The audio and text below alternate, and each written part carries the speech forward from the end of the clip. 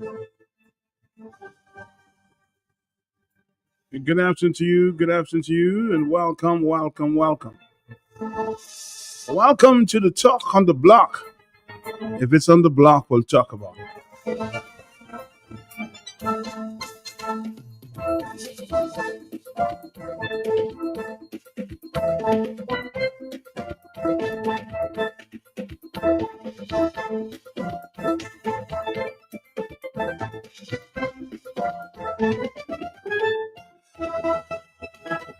Let's take a break.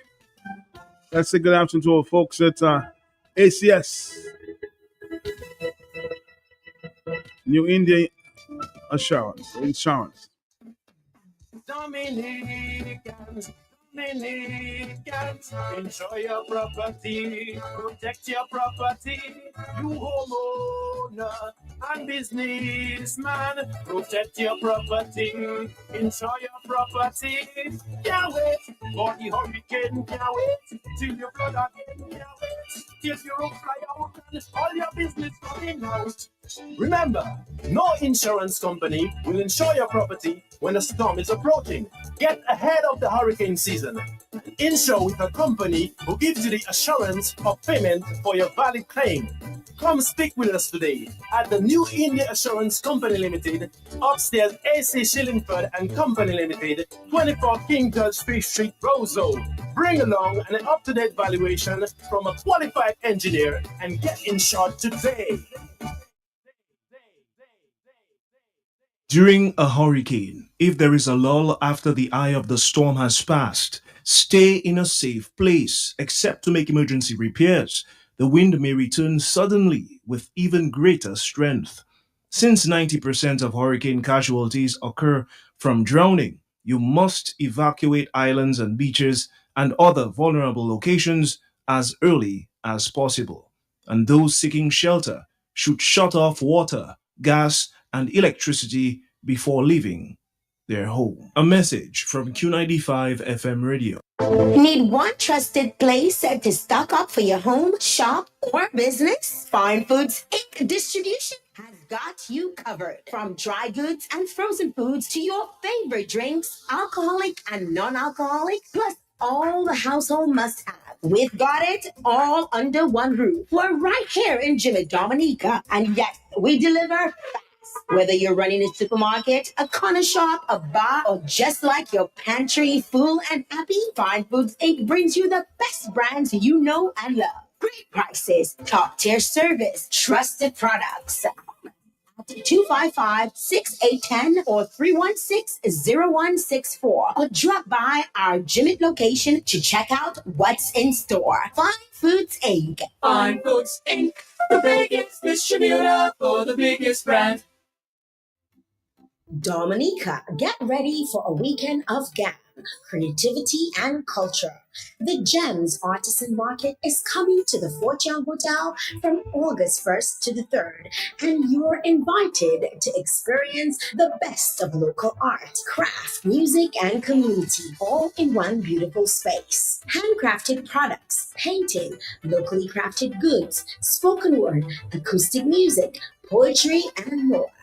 Come support 32 of Dominica's most talented artisans and enjoy performances from amazing artists. Entry is free, so bring your family, friends, and celebrate Dominican excellence. Follow Gems Foundation on Facebook for more updates, and don't miss it. The market is open on Friday from 5 p.m. to 10 p.m., Saturday from 2 p.m. to 10 p.m., and Sunday from 2 p.m. to 6 p.m.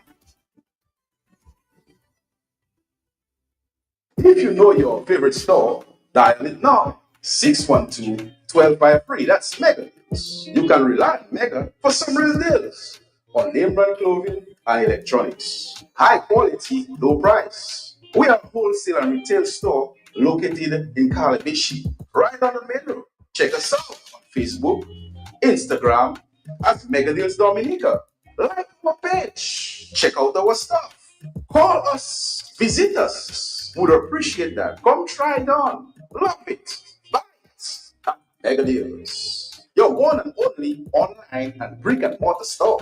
Mega Deals is also on wheels. We make it convenient for your shopping. We deliver straight to your door. Email us at info@megadealsda.com. Rely on Megadeals for some real deals. The government of Dominica has declared a national firearm amnesty. If you have an illegal gun, now is the time to turn it in. No charges, no questions. If you know someone with an unlicensed firearm, say something without saying your name. Crime Stoppers Dominica keeps you completely anonymous. Call 1-800-8477. That's 1-800-TIPS. Your voice stays hidden, but your action could save lives. Let's protect our island together. A message from Crime Stoppers Dominica and this station. This is Leroy Prince Waddings Charles, Creole Cultural Ambassador, father, mentor, and believer in the power of our people. Too many of our sons are dying. Too many of our communities are bleeding. And the truth is, the guns didn't just appear. They filled a void where guidance should have been, a void where opportunities should have been. But hear this, we are not powerless. We have seen what happens when we give our youth the mic instead of a weapon. We have seen our culture, our rhythm, how music can transform pain into power. From the street corners to festival stages, music has given many of our own a reason to rise. And just as we celebrate 25 years of the World Creole Music Festival, we are reminded that talent, when nurtured, can outshine violence. So I'm calling on every elder, every artist, every leader, every parent. Be the voice that guides, not the hand that points. Be the bridge, not the barrier. Give the youth more than criticism. Give them chances more than lectures. Give them love. Replace fear with hope. Replace triggers with dreams. Let's shape a future where the only thing firing is ambition. Let's silence the guns and amplify the greatness inside our youth. And I believe when we choose culture, community, and compassion, we choose life. Carifecta is connections, community, and unity. It is understanding each other without saying a word. Separated by water, united in purpose. One voice, one story, one song. Carifesta is we thing. Come for Carifesta 15 in Barbados. Book your stay now at visitbarbados.org/Carifesta.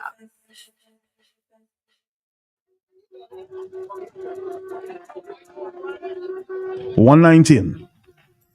And that's the afternoon time.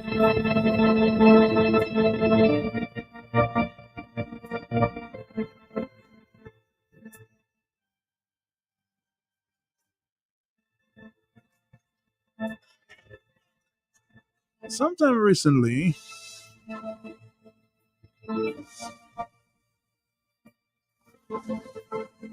I got a piece of a voice note actually extracted from a program on national radio.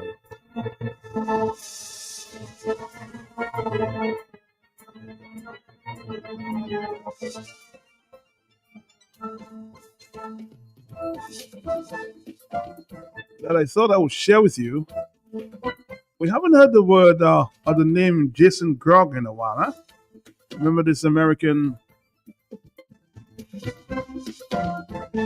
that was deported out of Dominica early one morning and is trying to come back into Dominica. So here is case or defend the case.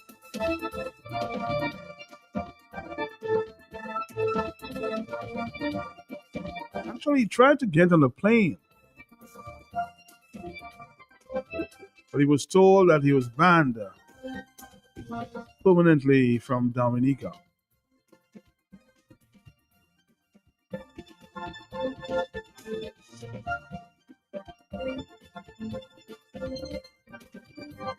So as he was trying to get on that plane,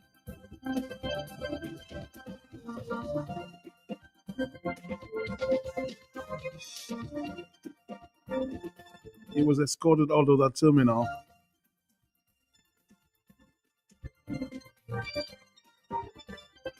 But he's still trying his best. He's still trying his best.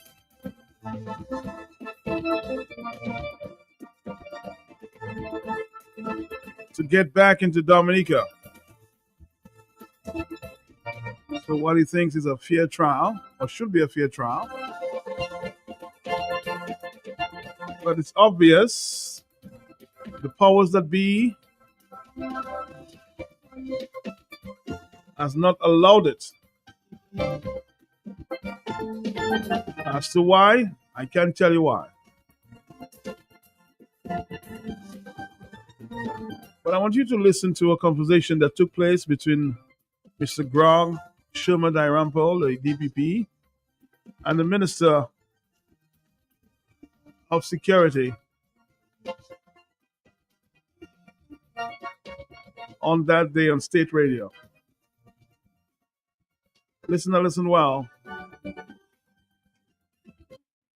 So primarily my question would be when the DPP removes or when the government removes somebody from the island that they brought charges against, and then the DPP goes to court and says they're going to drop the charges, and then that hasn't happened for over a year. When should that person suspect that the DPP and the court would be notified along with their lawyer that all charges have been dropped? Isn't there a timely fashion that should be done? DPP answer, that voice sounds very familiar, isn't it? Yes, the voice sounds very familiar. It is Yeah, very familiar. It's Jason Grog, and I'm calling from the States, wondering good night, Mr. when Grog. you guys are going to do your job. Yes. The discretion for the discretion for the Director of Public Prosecutions to discontinue a matter is unfettered. It comes from Section 72 of the Constitution. And in discontinuing matters, you have to consider the public interest test and the evidential test. It's not a matter of just discontinuing cases. So would you like me to come back down so we can finish the case? Because I'm still No, out we on don't. bail, We would not like you to come back down to Dominica, Mr. Grog. Okay. Well, that may be inevitable because I'm working with the State Department to try to figure out why you guys still have possession of all my items and you have not forwarded the case or discontinued the case. So maybe you can speak to the fact that how is this favoring the public when you're not doing justice and good timing? Mr. Grog, as I said, it's an unfettered discretion. Not mandate. No one can mandate the Director of Public Prosecutions to discontinue a case. And no one cannot tell the Director of Public Prosecutions when to discontinue a case. It is on you know very well your matter involves matters with the Customs Department, matters involving certain goods, the Customs Department. I would show up to court and you guys wouldn't show up. And then you kidnapped us at 5:30 in the morning. Mr. Grog, are you forgetting that you were convicted of firearms offenses in the Commonwealth of Dominica? No, because what I'm not forgetting is that my wife and my children were in jail, and you guys basically had to pay a fine. So we're in order to get them out. And say, praise God, you paid a fine, and you were not given a custodial sentence. Okay, I'm a little tolerant here tonight. It was nice to hear your voice, a nice interaction. So we have to move on. It's just unfortunate that you guys are so dishonorable. Okay, that's okay. Have a good night. You too, sir. Enjoy America. Yeah.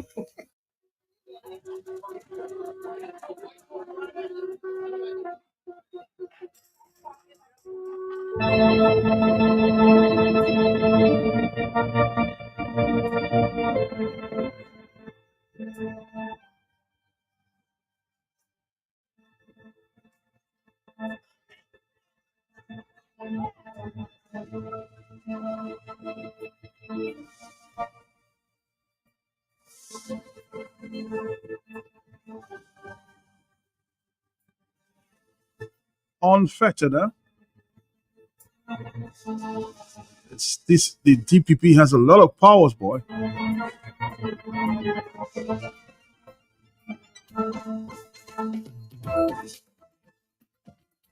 I want you again to listen to that conversation.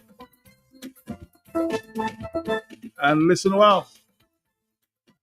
So primarily my question would be when the DPP removes or when the government removes somebody from the island that they brought charges against. And then the DPP goes to court and says they're going to drop the charges, and then that hasn't happened for over a year. When should that person suspect that the DPP and the court would be notified, along with their lawyer, that all charges have been dropped? Isn't there a timely fashion that should be done? DP answer. That voice sounds very familiar, isn't it? Yes, the voice sounds very familiar. It is Yeah, very familiar. It's Jason Grog, and calling from the States, wondering Good night, Mr. when you guys are Grog. going to do your job. Yes. The discretion for the discretion for the Director of Public Prosecutions to discontinue a matter is unfettered.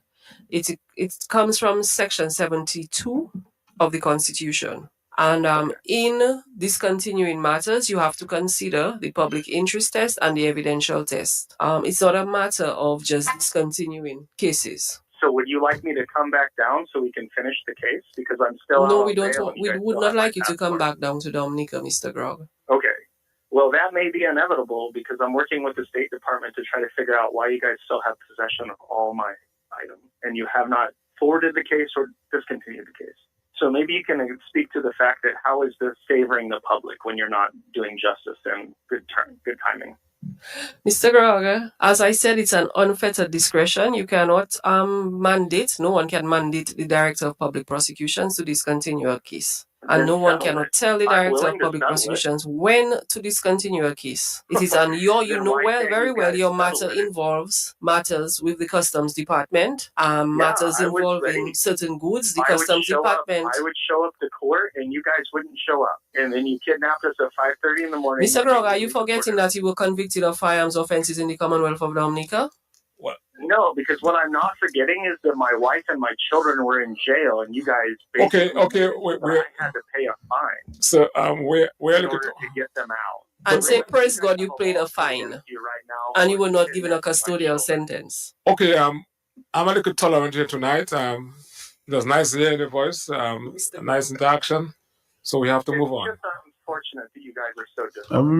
Maybe I'll get a lawyer's perspective. So I want to play it for the final time. That was Mr. Grog that was deported sometime. Was it last year? And he has tried to come back into Dominica, but you heard the DPP. We don't want him back in Dominica. As to why, we're still trying to find out. And some people might say, well, let him stay in the States. But is it fair to him that his matter has not been tried in Dominica? Let's listen again for the final time. Maybe he's listening. Maybe he is. Primarily, my question would be when the DPP removes or when the government removes somebody from the island that they brought charges against, and then the DPP goes to court and says they're going to drop the charges, and then that hasn't happened for over a year. When should that person suspect that the DPP and the court would be notified, along with their lawyer, that all charges have been dropped? Isn't there a timely fashion that should be done? DP answer. That voice sounds very familiar, isn't it? Yes, the voice sounds very familiar. It is Yeah, very familiar. It's Jason Grog, and calling from the States, wondering Good night, Mr. when Grog. you guys are going to do your job. Yes. The discretion for the discretion for the Director of Public Prosecutions to discontinue a matter is unfettered. It comes from Section 72 of the Constitution. And in discontinuing matters, you have to consider the public interest test and the evidential test. It's not a matter of just discontinuing cases. So would you like me to come back down so we can finish the case? Because I'm still No, out we on don't. bail, We would not like you to come back down to Dominica, Mr. Grog. Okay. Well, that may be inevitable because I'm working with the State Department to try to figure out why you guys still have possession of all my items, and you have not forwarded the case or discontinued the case. So maybe you can speak to the fact that how is this favoring the public when you're not doing justice and good timing? Mr. Grog, as I said, it's an unfettered discretion. You cannot mandate, no one can mandate the Director of Public Prosecutions to discontinue a case. And no one cannot tell the Director of Public Prosecutions when to discontinue a case. It is on you know very well your matter involves matters with the Customs Department, matters involving certain goods, the Customs Department. I would show up to court and you guys wouldn't show up. And then you kidnapped us at 5:30 in the morning. Mr. Grog, are you forgetting that you were convicted of firearms offenses in the Commonwealth of Dominica? No, because what I'm not forgetting is that my wife and my children were in jail, and you guys Okay, basically we had to pay a fine so we're in looking order to get them out. And say, But praise I God, you have a paid a lawsuit fine, against you right now and you for were not given a kidnapping my custodial children. sentence. okay. I'm a little tolerant here tonight. It was nice hearing your voice. A nice interaction. So we have to move on. It's just unfortunate that you guys are so dishonorable. Okay, that's You okay. guys have a good night. You too, sir. Enjoy America. Yeah. Well, clearly, by the tone of Mr. Blackmore's voice, you will stay in America, brother. You will stay in America. Mr. Greg just wants to come home and answer his case, answer his charges. Let me see. I have Mr. Joshua Francis as my guest this afternoon. It's unfortunate that's how we're going to start it off, but looking for a legal perspective on that, Mr. Joshua Francis. Hi, Good afternoon to you. Matt. Good afternoon to you and good afternoon to your listeners. Good afternoon to you, sir. How is Matt Peltier doing today? I'm doing okay for now. Yes. Thank Very God. well, very well, very well. Always a pleasure to be here. A pleasure. Joshua, we're going to hit the ground rolling. You heard the conversation just took place maybe a couple days ago between the DPP, Jason Grog, of course, now deported from Dominica, and I think it was hosted by Mr. Blackmore, the security minister. Your take on just what you heard there? Well, first of all, that's the first time I'm hearing of this. You know, Really? I've been very busy. Yes, really. Okay. I mean, I've had other more important matters to deal with. Mhm. But from what I heard, it's very interesting. What particularly do you desire for me to respond to, Matt? Because he's basically saying that, charges have been laid against him, and his family was, of course, detained and kidnapped, as he said it, and deported from Dominica. But he's trying his very best to come back to answer that case. But clearly, the the DPP who's in charge says she has unfettered powers not to allow that to happen. Well, from what the DPP said, she has unfettered power to discontinue a matter, meaning that she does not have to seek the approval from another, whether the Prime Minister, the Attorney General, or any entity or person in determining whether she wants to discontinue a matter or not. She does not have to give reasons. The discretion is left with her. And of course, she would have to take several things into consideration, as she rightly pointed out, based on Section 72 of the Constitution of Dominica. But, Matt, there were the elements in the discussion that one may want to consider for discussion's sake.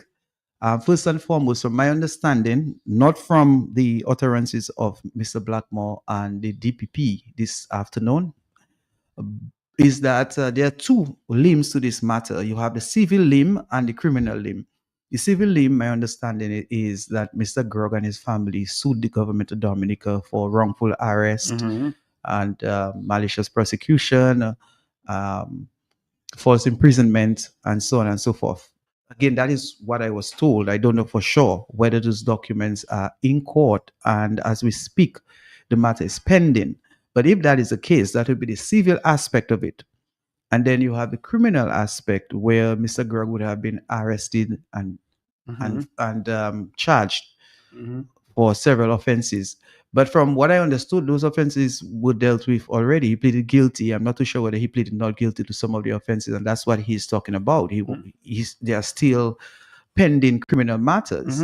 But it's interesting how these matters are going to be dealt with, because if the gentleman is not in the jurisdiction, how are these cases going to be dealt with? Is it that the DPP is going to ask the court for special permission to deal with the matter electronically, that is over Zoom? And if that's the case, and he were to be found guilty, how is the subject going to be dealt with? I have some questions. Why would the matter not be discontinued? If they do not want him to come back in the jurisdiction, then why is it the matter has not been discontinued? That's a very relevant question.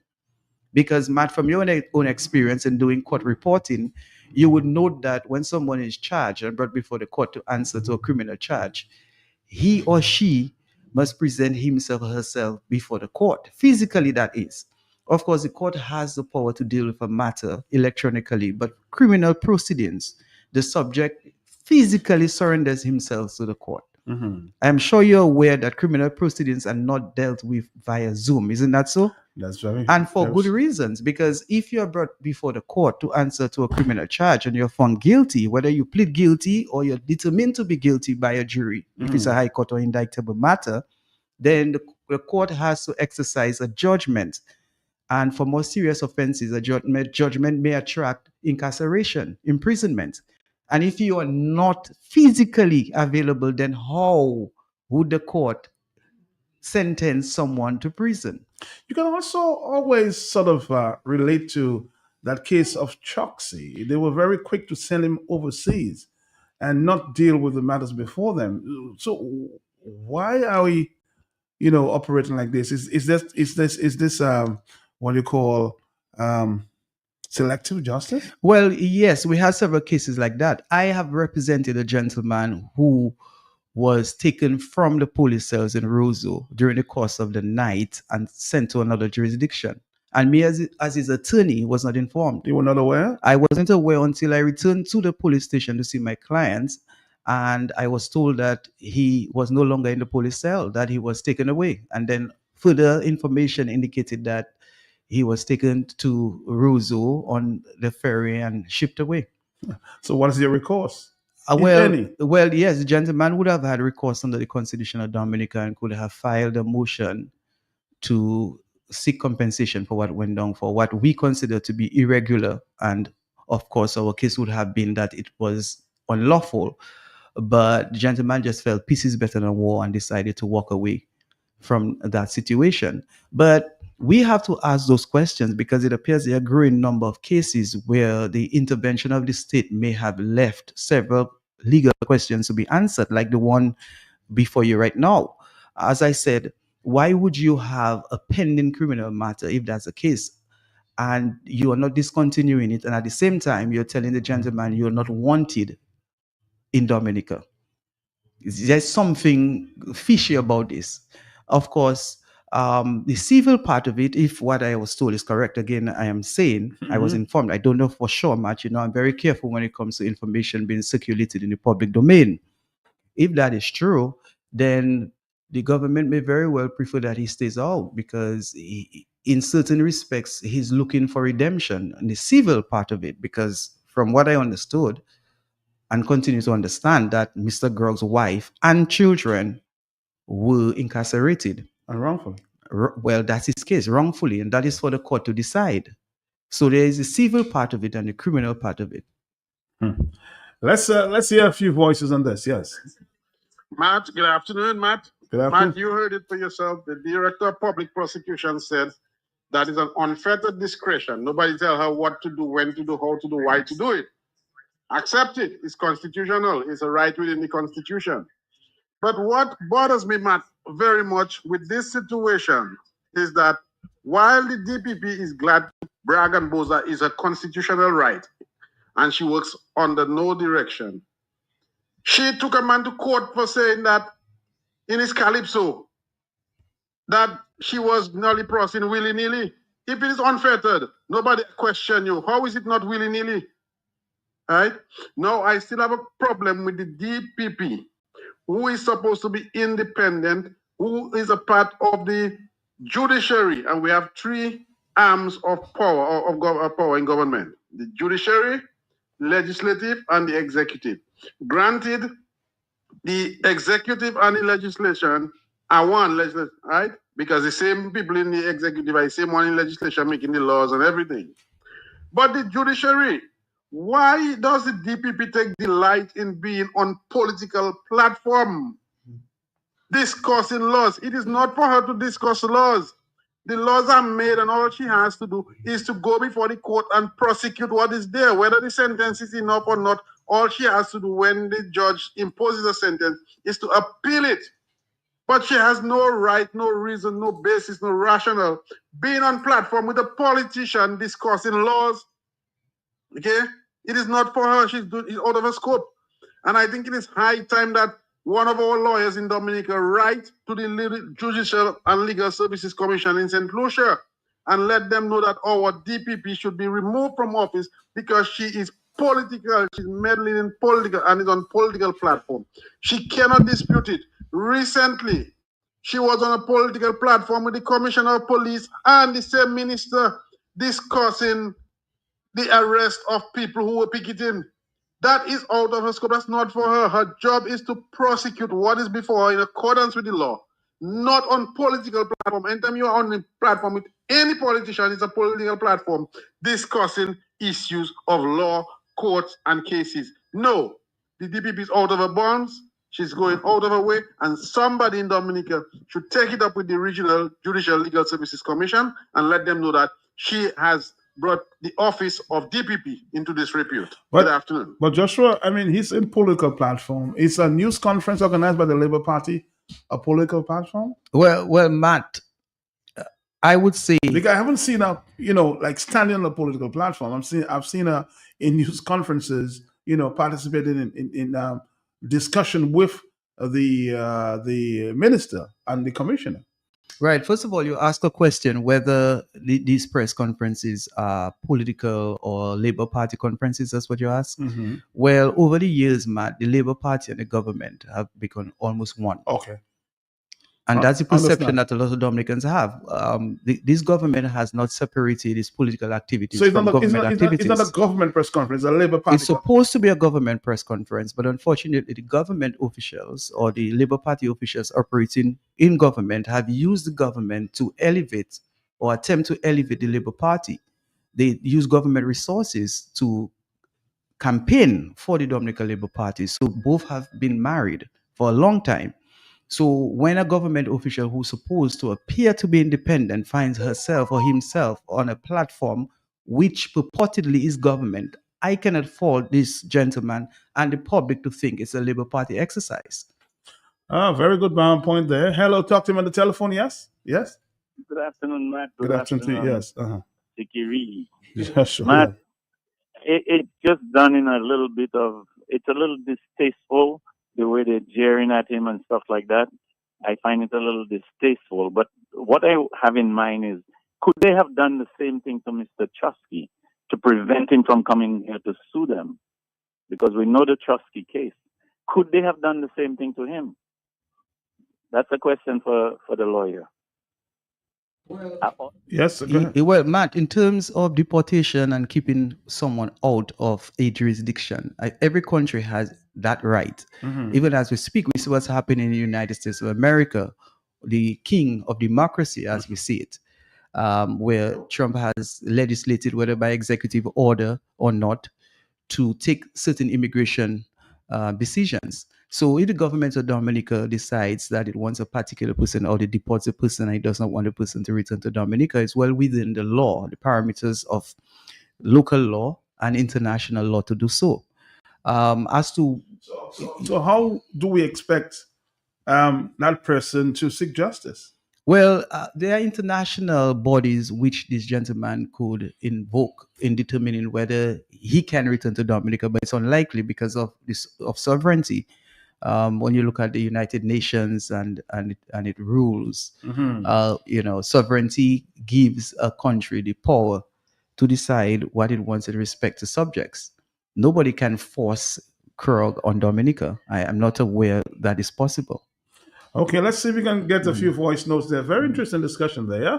Good afternoon, Matt, and good afternoon to Joshua Francis and all Dominicans. Good afternoon. Matt, I listened to that voice note or that replay between Jason Grog and the DPP and Rayburn Blackmore. And Matt, it is very, very confusing. It is. I don't understand if this man has a criminal matter pending in the court. They took a decision to remove the man from the jurisdiction, remove the man from the country, remove the man by what is considered not a legal court deportation.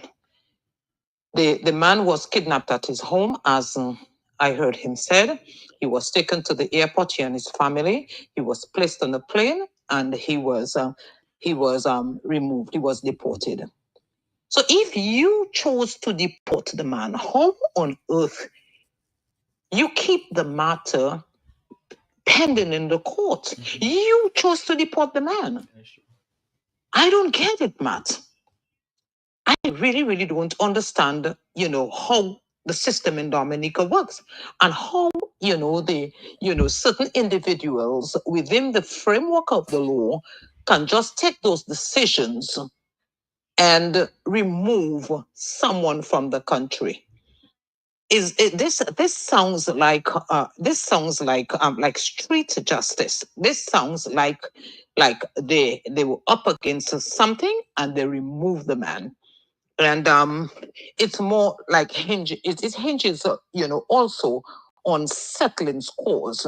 You see, the gangs in the streets settle scores with guns, but the gang that passes as law enforcement, as Minister of Security, and as a DPP, they settle their scores by illegal deportation, by abuse of power. And you don't have to kill a man with a gun for you to kill a man, Matt. And it's not only the criminals who kill with the gun are criminals. There are lots of criminals in high places. And that's what I have to say. Good afternoon. Thank you.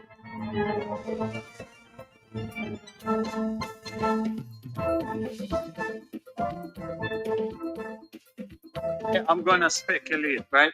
You see, this guy is a thorn in their side. They know this guy and he knows them.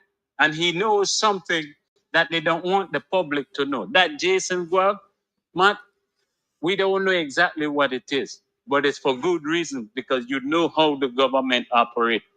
It's a quid pro quo here, there, and everywhere, and the sliding thing under the table. This guy wants to come to Dominica and let the people know what's going on. And for hell or high water, they wouldn't let him in to defend himself and expose them. I'm willing to bet $100. That's what that is, my brother. Thorn in the side. Yeah. While listening.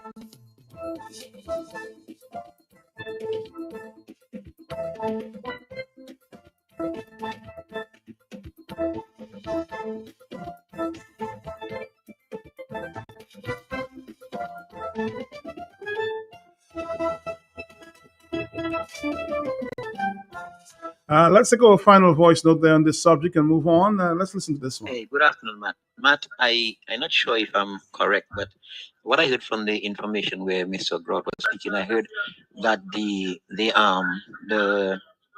matter was discontinued, but what he's asking for is his property that was seized from him by either the police or the customs. Because if you discontinue a matter, the exhibit, I believe, has to be returned to the defendant. I think he's asking, why am I not getting what belongs to me? See that the case is discontinued. I think you check it again.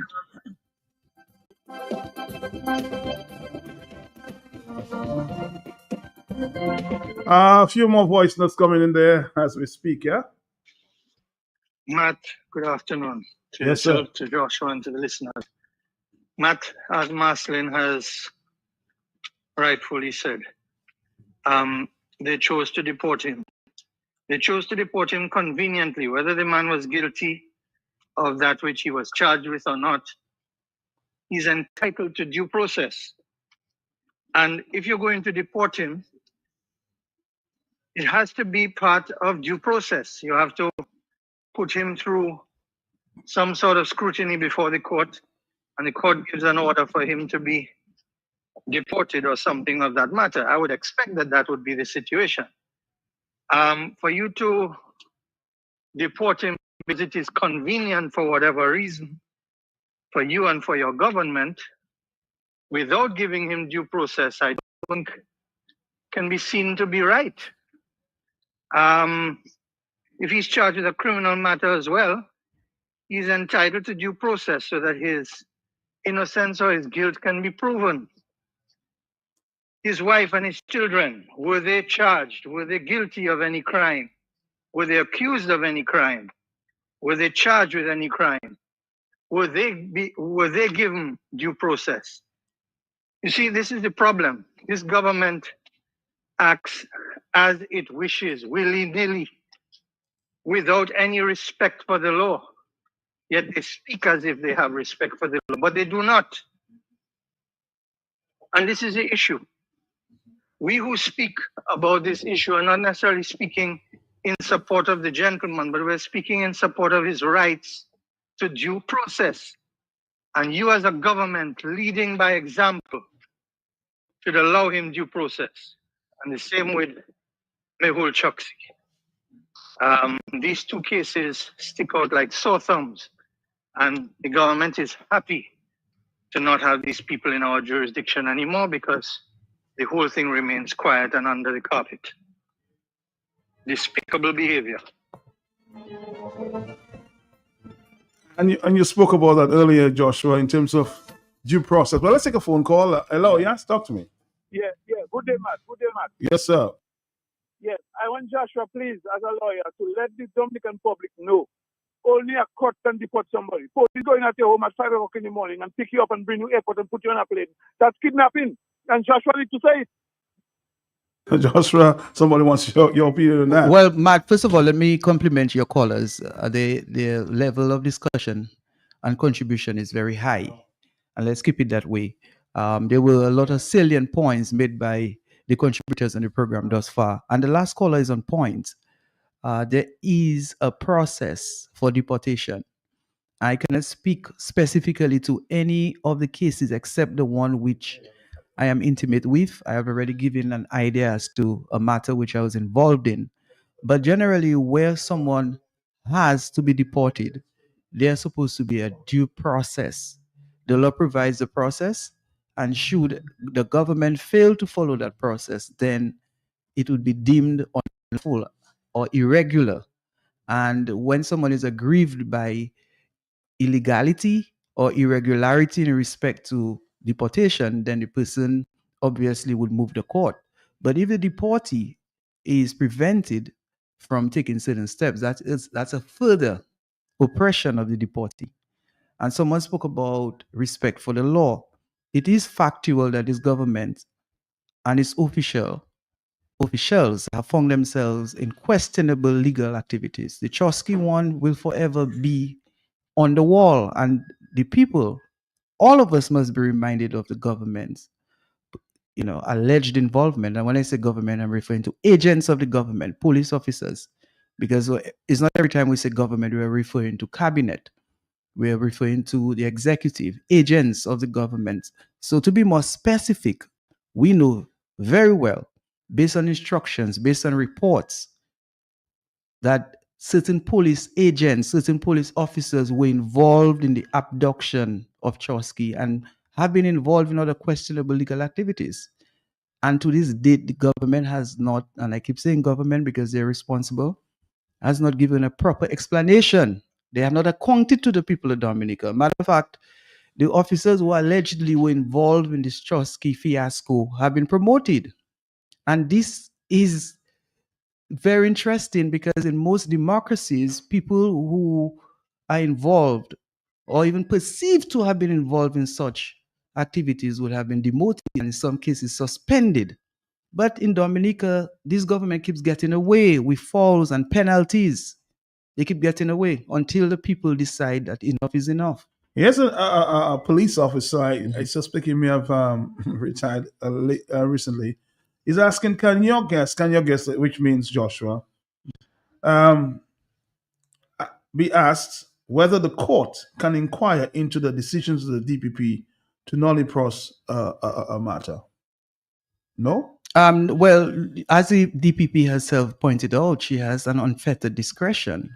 A magistrate and cannot. That's constitutional. That is constitutional. For those who are listening, you can go on Google and type Dominica's constitution and look at section 72 of the Constitution of Dominica. and it will provide information in respect to the powers of the DPP. A magistrate or a judge ought not to ask a DPP why he or she would have discontinued the matter. The DPP can discontinue, she can Continue. reinstall. So, for example, if the judge has recently, the outgoing judge dismissed the matter, and the DPP reinstated the matter, and the judge is not in any position to ask her why did she reinstate the matter. It's for him to adjudicate over the matter if it continues to be in the system, but he cannot question the discretion of the DPP. Hello, yes? Yes, Matt. Mhm. Well, Matt, it appears that that situation leaves a lot of room for secret phone calls between the DPP and anybody, including politicians, to manipulate the system.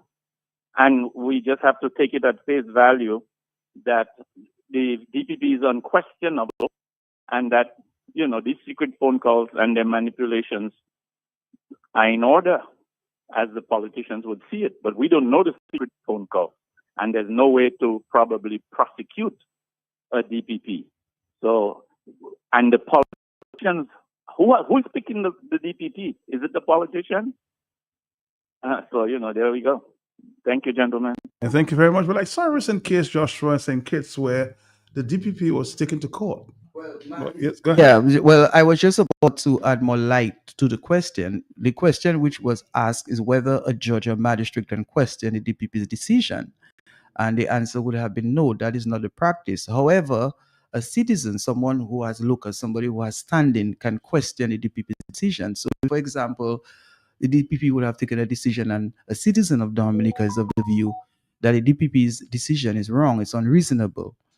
Then he or she can take the matter to court and have the court decide whether the DPP's decision was unreasonable. All right. Interesting. Mark, you don't hear how until the man enjoy America like.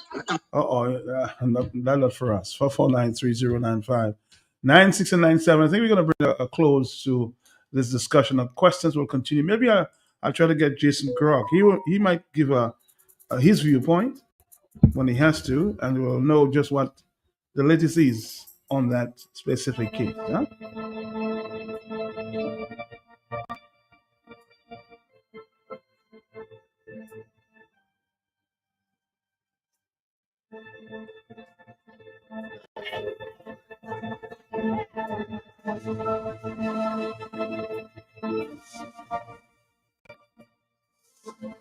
Should we take our final call? Hello, yes, our final call? Yes. Not, we must give all sides of the story. Here it is, the Commonwealth of India, the nation of India wanted a citizen of theirs. And I gathered from the story that Antigua requested our assistance in whatever format that took place. And all we were doing was trying to facilitate to return that citizen to India, to his country of birth, on criminal charges that in the media, on BBC, all over. And to qualify my point, here Choksi was finally picked up recently and brought back to India. No, he wasn't brought back to India, Mr. Karam. You need to study that story. He's in the courts in Belgium, and the due process is now taking place. He has not been sent back to India just yet. Okay, so he is in the court system, maybe locked up somewhere in a cell or jail. So due process is now taking place to allow that situation to continue. But he has not been sent back to India. Not yet. I think he appealed the Yes, decision. yeah. I think on the first instance, his application was denied. Yeah, but the process continues. And the process continues. So that's the point, Peter.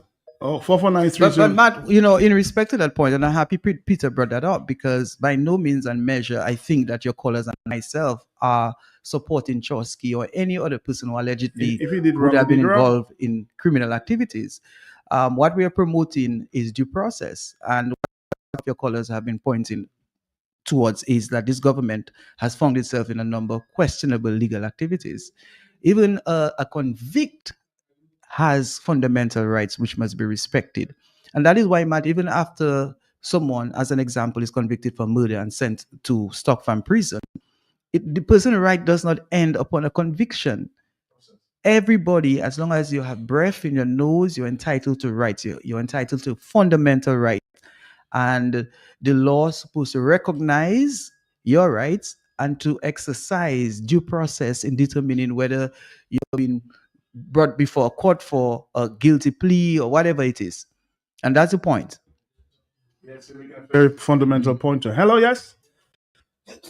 Matt, Yes, uh-huh. Matt, I just want to make the point that there was no legal framework to take Chusky from India from Antigua to India.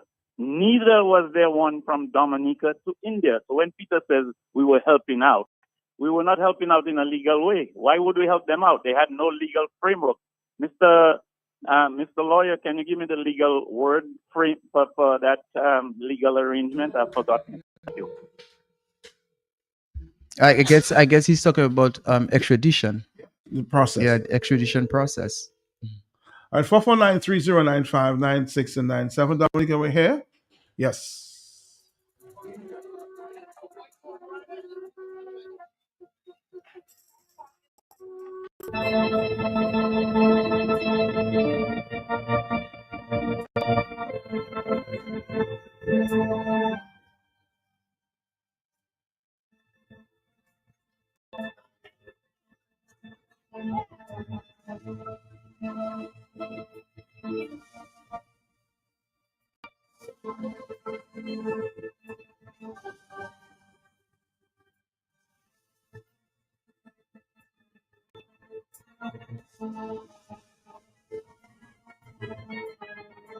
I've actually tried to get Mr. Jason Grog, no response just yet, so maybe subsequently we'll try that, okay? I want to know why he's so interested in coming back to Dominica. And you heard the security minister stating categorically, Jason, enjoy America. If you missed it,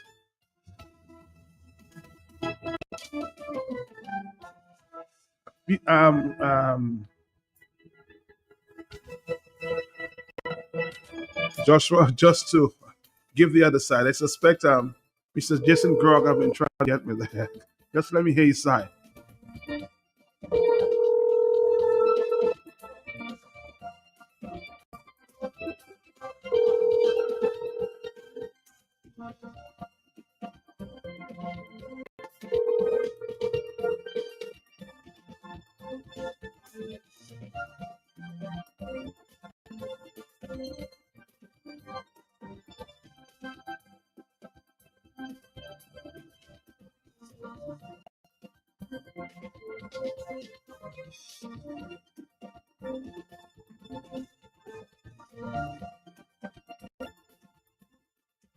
So apparently that's his son's phone number. So if he's here, he's not here right now. He's not there right now. So maybe when he makes himself available, we'll try to call him. Thank you very much. Yes, caller, our final call. Yes, good afternoon, Matt. How are you, The sir? brain. The brain. How are you? The brain. Yeah. Good, my brother. Good. What does Mr. Grog want with Dominica now? Well, you should ask him that. I don't know. I want to ask him that. What is his interest in Dominica? Why so? He loves the country. That's all I can say. Huh? He may love Dominica. So when he's on, you want to ask him. But ask him why doesn't he just stay in the United States? All right, my brother Brain. My brother Brain, good afternoon to you. Long time. So listen for the final time, and we'll call it a day, okay? To that conversation that took place, and we will conclude there that of course the DPP and I can say the security minister thinks that Mr. Jason Grog should stay in his place, okay? Primarily, my question would be when the DPP removes or when the government removes somebody from the island that they brought charges against. And then the DPP goes to court and says they're going to drop the charges, and then that hasn't happened for over a year. When should that person suspect that the DPP and the court would be notified, along with their lawyer, that all charges have been dropped? Isn't there a timely fashion that should be done? DPP answer. That voice sounds very familiar, isn't it? Yes, the voice sounds very familiar. It is Very familiar. It's Jason Grog, and calling from the States, Yes, wondering Good night, Mr. when you guys are Grog. going to do your job. Yes. The discretion for Is part of it. the discretion for the Director of Public Prosecutions to discontinue a matter is unfettered. It comes from Section 72 of the Constitution. And in discontinuing matters, you have to consider the public interest test and the evidential test. It's not a matter of discontinuing cases. So would you like me to come back down so we can finish the case? Because I'm still No, out we on don't. bail and We you would guys not like you to have come my back down to Dominica, Mr. Grog. Okay. Well, that may be inevitable because I'm working with the State Department to try to figure out why you guys still have possession of all items and you have not forwarded the case or discontinued the case. So maybe you can speak to the fact that how is this favoring the public when you're not doing justice and good timing? Mr. Grog, as I said, it's an unfettered discretion. You cannot mandate. No one can mandate the Director of Public Prosecutions to discontinue a case. And no one cannot tell the Director of Public Prosecutions when to discontinue a case. It is on your, you know very well, your matter involves matters with the Customs Department, matters involving certain goods, the Customs Department. I would show up to court and you guys wouldn't show up. And then you kidnapped us at 5:30 in the morning. Mr. Grog, are you forgetting that you were convicted of firearms offenses in the Commonwealth of Dominica? No, because what I'm not forgetting is that my wife and my children were in jail, and you guys basically had to pay a fine. So we're in order to get them out. And say, praise God, you paid a fine, Right now, and you were not given a custodial sentence. Okay, I'm a little tolerant here tonight. It was nice hearing the voice, nice interaction. So we have to move on. It's just unfortunate that you guys are so dishonorable. Okay, that's You okay. guys have a good night. You too, sir. Enjoy America. Yeah.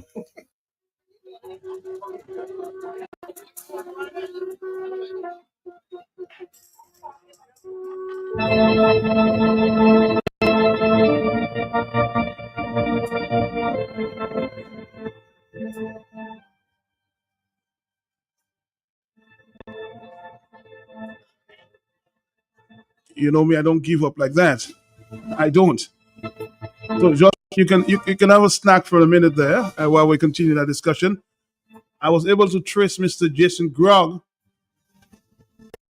and he's on the telephone. Mr. Jason Grog, it has been a long time. How you doing? Oh, I am doing well. How are you? Good. Somebody, before I even continue the conversation, somebody says, why does Jason Grog love Dominica so much?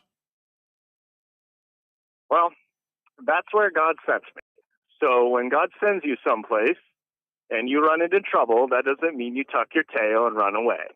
If you find corruption and you find things that need to be fixed, and if that's where God sends you, then you stick it out. And so that's what I'm doing. I'm sticking it out.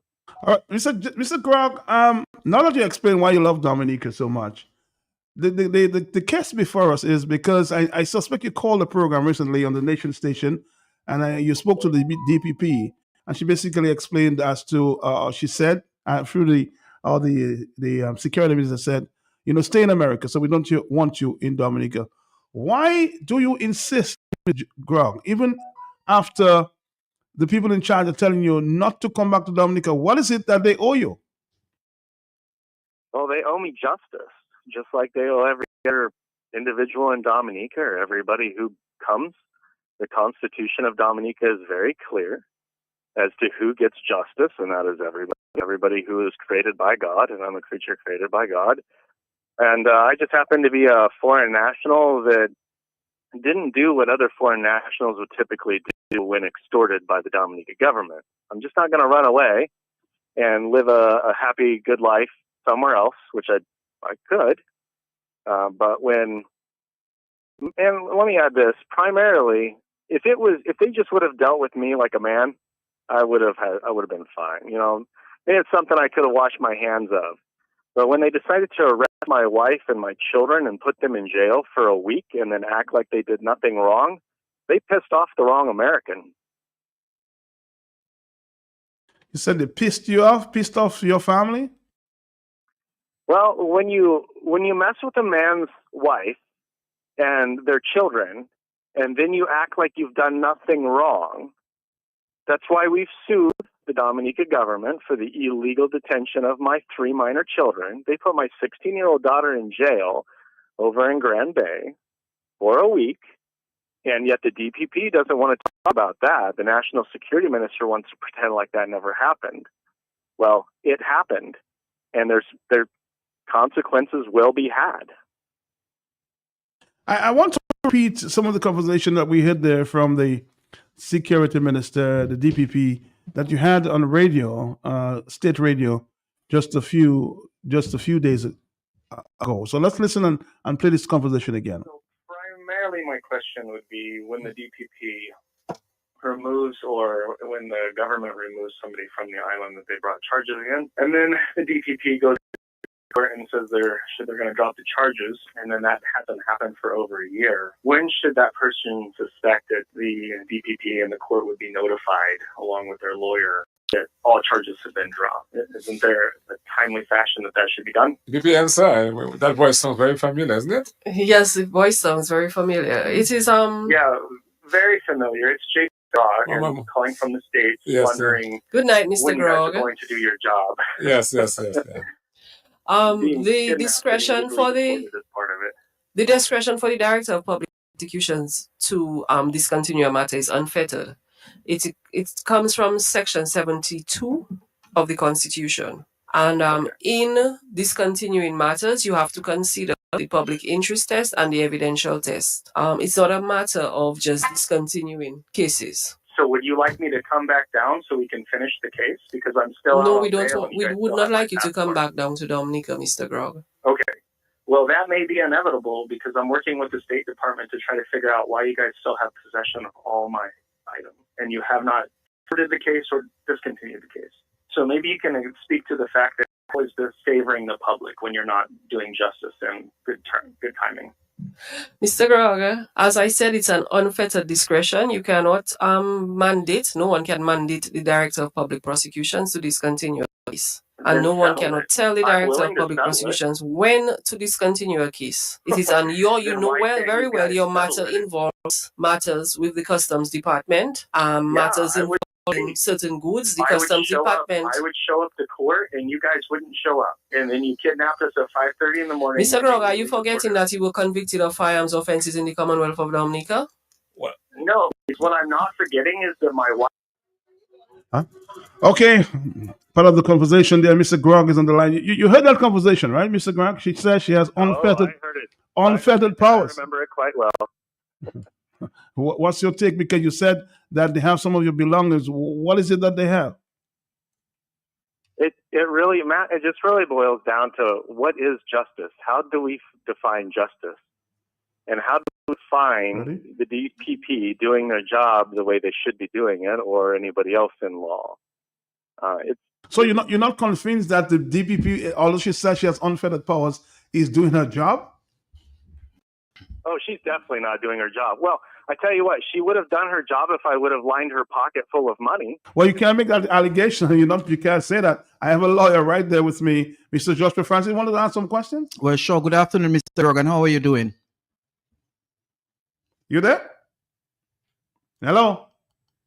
Yeah. Yeah. Go ahead, Joshua. Go ahead. So, Mr. Grog, for the avoidance of doubt, can you tell the public of Dominica whether there are pending criminal charges or matters against you? I suppose there still are. I'm apparently still on bail. I don't know why you would, kidnap a family and a guy who's on bail and still hold his passport and throw him out of the country if you actually had charges you could bring against him. Yeah, but Mr. Grog, we could deal with that matter separately. The question is, when you were arrested, you were given a number of charges, including for gun possession and ammunition.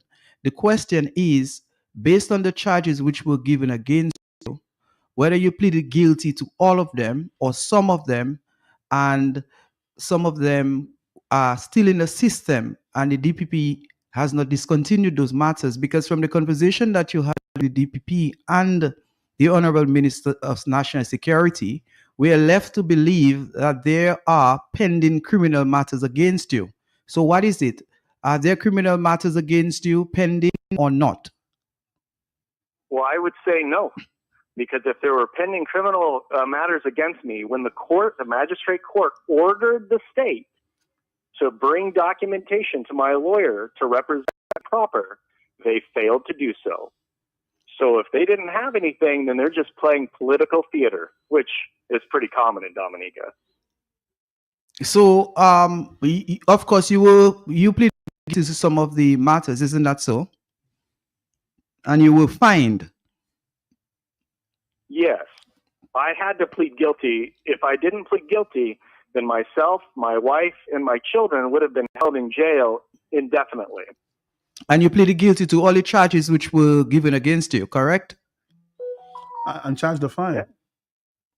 Because if you pleaded guilty to all the charges, then we are to conclude that there are no pending criminal matters against you. So we just want clarity. What I don't understand is why they charged me twice, right? They charged me, I pleaded guilty to free up my family, paid the fine. I was a free man. And then 2 days later, they arrest me. Mm-hmm. And then they charge me the same thing, only customs time instead of the police. Oh, never come to court. All right. So, in other words, you have not answered the custom charges, and you are saying that there may very double jeopardy. Yeah, unfortunately, they won't let me answer the custom charges because they kidnapped us and threw us out of the country. I tried to come back for the court case June of last year, and the DPP, but Valerie, the former chief of police, illegally blocked me from coming into the country. I'm suing American Airlines right now for that. Okay, so no, let's get to that point of deportation. You're saying that you were deported unlawfully. You didn't go through a court process. You were not subject to due process, subject to the Constitution of Dominica. Is that so? Yeah, that is correct. I have no paperwork. My lawyer has no paperwork. Nothing. So we this were is kidnapped at 5:30 in the morning. So this is one of the matters that you are dealing with in certain areas, with certain organizations. You said that you were working with the United States Department of Justice to deal with that aspect of your matter, correct? Well, correct. I'm working with the State Department, and that's part of the reason why the State Department is looking at Dominica, and we're looking at, well, I say we in the royal term because I'm an American. We're looking at dealing with Dominica rather harshly because the government is extorting foreign nationals. They're not bringing due justice. Okay, so so basically what you're looking for is for the Department of Justice in the United States of America to blacklist Dominica, not necessarily looking for a personal benefit.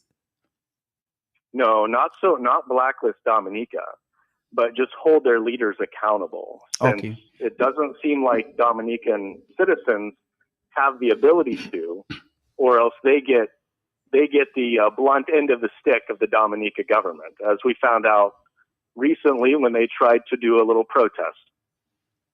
All right. And thirdly, Mr. Grog, is it true that as we speak, that your wife, yourself, and for your children have a matter before the Court of Dominica in the civil jurisdiction seeking compensation for what is deemed or perceived to be wrongful arrest and forced imprisonment of your wife and your children? Yeah, there is a lawsuit before the High Court for the illegal detention or the jailing of my three minor children, a 16-year-old, a 14-year-old, and an 11-year-old. And we're also looking to sue the government for the kidnapping, and we're going to do judicial review, most likely. Okay, very well. So where is the matter right now? At what stage is that matter, the civil matter? The second matter that I spoke of? Yes, in terms of the civil matter, yes.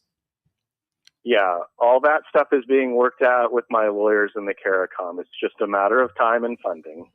Okay, so tell me, Mr. Grog, even if all these difficulties, you still want to come back to Dominica? Oh, yeah, I would come back in a heartbeat. I would get on a plane right now and come back. You The see- government doesn't scare me. The people of Dominica are fabulous, and they're worth fighting for. Mr. Grog, given that you pleaded guilty or were found guilty, I'm not too sure whether there was any determination for a trial.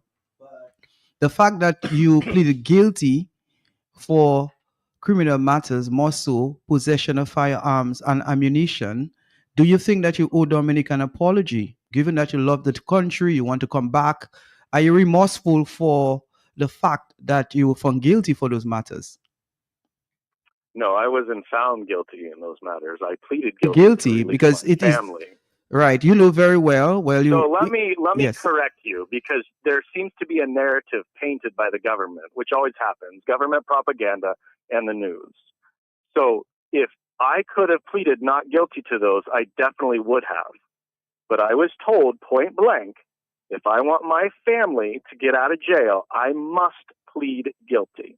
I had no choice, which is why I'm going to be suing the Dominica government for judicial review of the entire case, both cases. You're putting on public record that you would have had a defense had you not been a subject of duress and undue influence. No, I had no choice.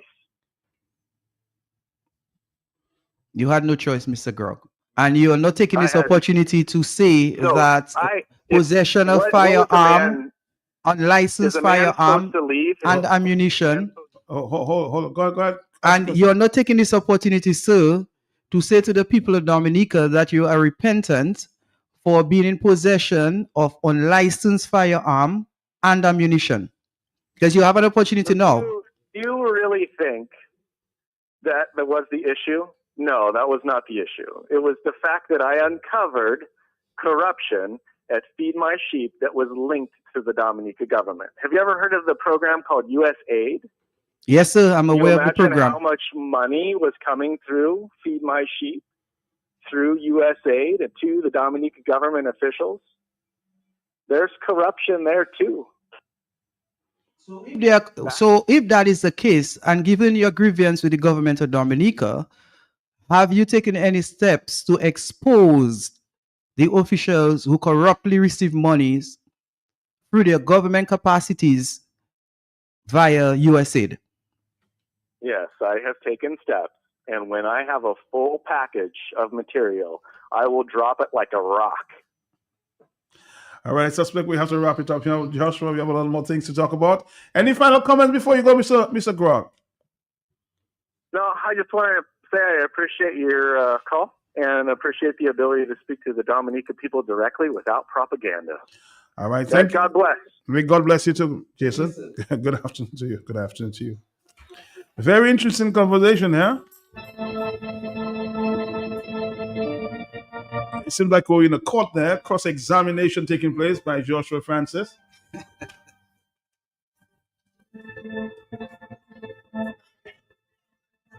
That's what I told you, that we're like a university here, you know, we educate. Right, and you champion fair and balanced reporting, correct? That's what it is. So I'm just trying to join the parade in getting fair and balanced reporting. Thank you. All right, Dominica, tomorrow is budget day. We're going to come back and talk a little about that. But I know a lot of people want to talk. We have 6 minutes, and then we'll move to the next discussion. Are you there, caller? Yes. Yeah, Mr. Francis did a great job, Matt. That was a great job of getting the story straight, you know. All right. But from Mr. What's his name? Side. Grog. It seems like he was blackmailed using his juvenile family and wife and family. They blackmailed him to force him to admit his guilt. So that looks like blackmail to me. That doesn't look like the general course of the law. All right, thank you. Yes, we have 6 more minutes. Are you there, caller? Yes, let me say good afternoon to Mr. Francis. Hi, good afternoon. Good afternoon, Lucille. Yeah, I'm good.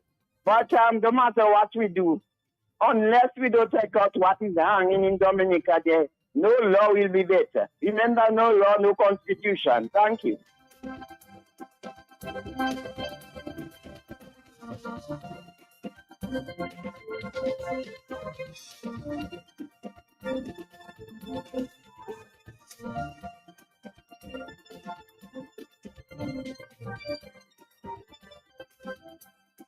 Somebody's asking a question here on Facebook, Matt. How does a man have a pending court matter in the system and without due process, he's picked up by the law enforcement at 5:30 in the morning and deported to his home, to his homeland. And the DPP and the Minister of National Security doesn't want him to come back.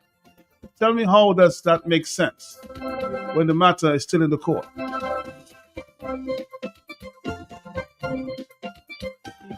Joshua, your closing comments on that one before we move on. Matt, this whole situation, You have heard both sides. I have heard both sides, and there are questions to be asked. This whole situation is laced with confusion, more so on the DPP and the Minister of National Justice side. Based on what they've said on their program, which is what the gentleman has stated, it is left to wonder how it is plausible to have pending criminal matters, well, customs matters, which is before the court, and yet he has been deported without due process. It's left to wonder, how is that possible?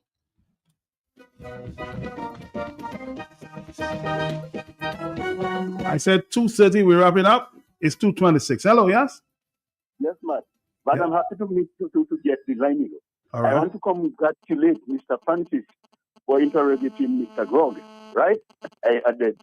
But what I want to say though, as a layman, irrespective of what the man has done, the man should get due process. And from what I'm gathering, he did not get due process. If you're going to pick up the man at 5:30 without any court order and just deport the man, that's not right, man. You have to say that no matter what the man has done, he should go through due process. That's why I look at it as a layman.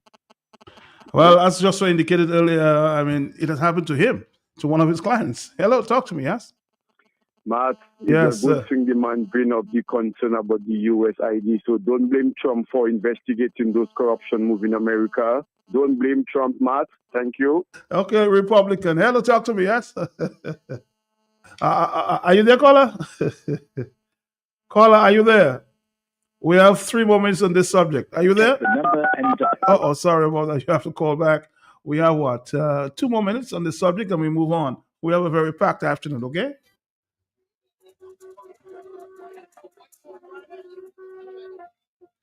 Somebody says, this young lady is on the wrong side of history.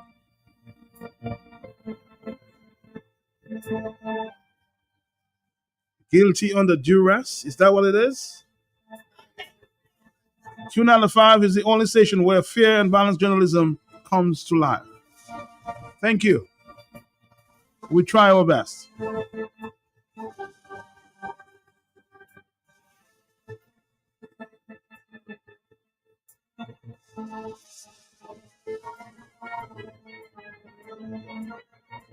My wife and child were in jail. So if there's a no case against him, why can't he like anyone else, come back to Dominica?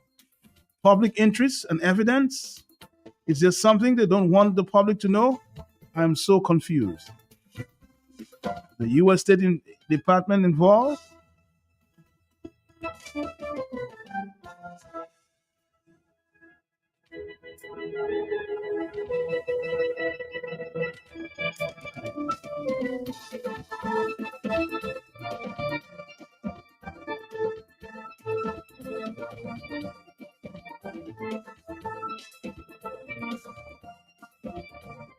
Just last week, I told you this country's been run as a property of the DLP.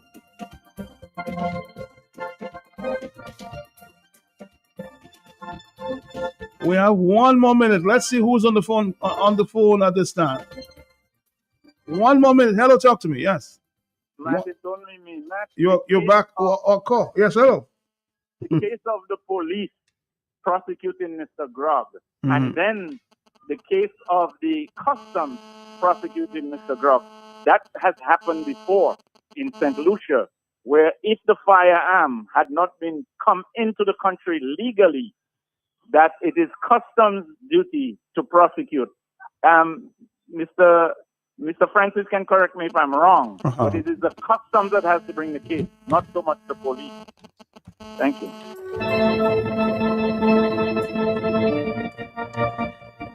We're going to take a break and we'll continue after this. Thank you. Thank you.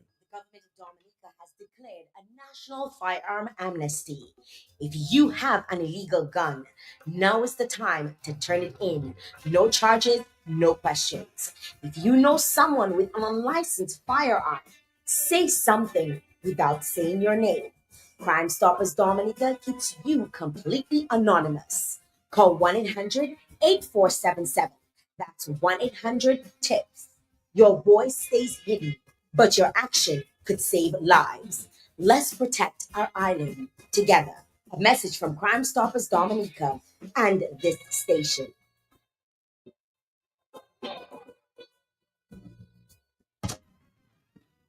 Dominica, are you ready to celebrate 25 years of world-class music, culture, and unity? The World Creole Music Festival is turning 25, and we are taking you back to where it all began. From an idea to an iconic global festival, join Ambassador Prince Wadix on Creole Habit this Friday, July 25th from 11 a.m. as we go behind the scenes with one of the great minds who helped shape the world, the Creole Music Festival's legacy, Ronald Landa, a financial genius, will be our special guest. Discover the untold stories, the vision that built a festival loved by thousands, and the habit that continues to elevate our culture and amplify the Creole language. Ronald Landa, learn how we transformed 200,000 EC dollars to millions. Tune in live on Q95 FM and stream worldwide, because WCRF at 25 is not just a festival, it's our story, our culture, our pride. Ronald Landa, economics by excellence. Don't miss Creole Habit this Friday from 11 a.m. on the big station Q95 FM, Q95 Facebook page, and Q95 YouTube channel. Dominica, are you ready to celebrate 25 years of world-class music, culture, and unity? The World Creole Music Festival is turning 25, and we are taking you back to where it all began. From an idea to a global sensation. Don't miss it. Creole Habit this Friday in the AM on the big station Q95 FM.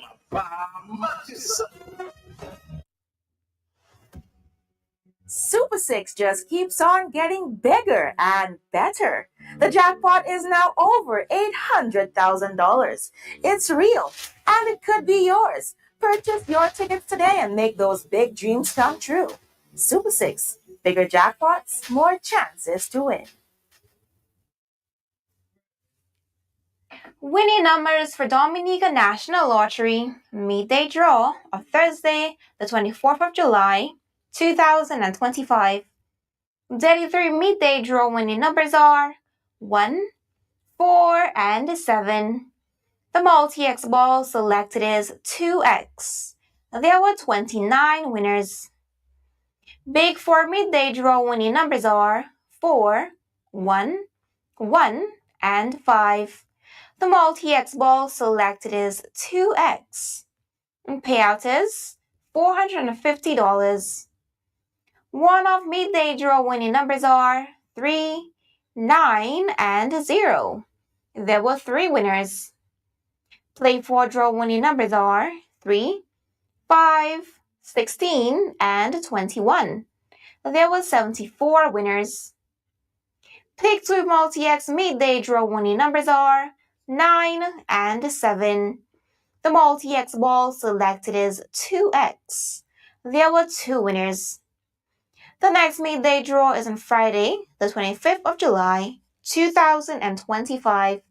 Remember, at Dominica National Lottery, everything is possible. Are you ready to heal from diseases naturally? Hypertension, diabetes, autoimmune diseases, stress, poor circulation, female disorders, and other conditions? Do you know that diseases can and have been reversed naturally? Join us for the Natural Health and Healing Hour presented by Roots Herbal Remedies on Friday, July 11th from 6:30 p.m. on Q95. Explore the healing powers of nature's herbarium with renowned herbal physician Deja and Dr. Paula Lockhart, PhD, author of 2 books, Natural Plant-Based Remedies and Herbal Physician's Guide to Food and Nutrition for Health, Healing and Well-Being. Tune in, call in, learn, be empowered. Take control of your well-being. The Health and Healing Hour starts on Friday, July 11th, 6:30 p.m. on Q95. Don't miss it. Call, learn, be empowered. Take control of your well-being naturally. I see Golo in shopping for farming supplies. So I ask him, what are you doing inside Bloombox? You have a farm? He tell me, Gus, out have sort. I've been married 37 years. Look at my money farm. He say, no, not woman, like land for farming crops. And then you understand, Bloombox is the most affordable on island. Knapsacks starting at only $57.71. Elsewhere, it's $300 plus. Cutlass seeds, seeding trays, nursery pots, sales of potting mix, all at way better prices than anywhere else. Fertilizers, 3-in-1 multi-tool, and so much more. Located on Federation Drive, Goodwill. Second property on the right after the Valley Link Road and on the corner of Drury Lane and Hanover Street in Rosal. Bloombox. Let's bloom together. Cause I'm on my way. KFC delivery is here. Just place your order at www.kfcdominica.com, Facebook or WhatsApp at 614-2633 and your order will be delivered to you. KFC, it's good. Cause I'm on my way. All right, Dominica, we're back in the afternoon. Talk on the block. Joshua Francis has been our guest for the past hour, maybe 30 minutes. Joshua Francis, tomorrow is budget day. I've not seen the budget. I don't think you have. No, I have not. What? Last year, I had access to expenditure sheets, on the white paper. This year, I have not seen anything. I have not sought the information, nor has anybody volunteered to share anything with me. If you were the Prime Minister of Dominica, Joshua, what type of budget do you think Dominicans need at this time?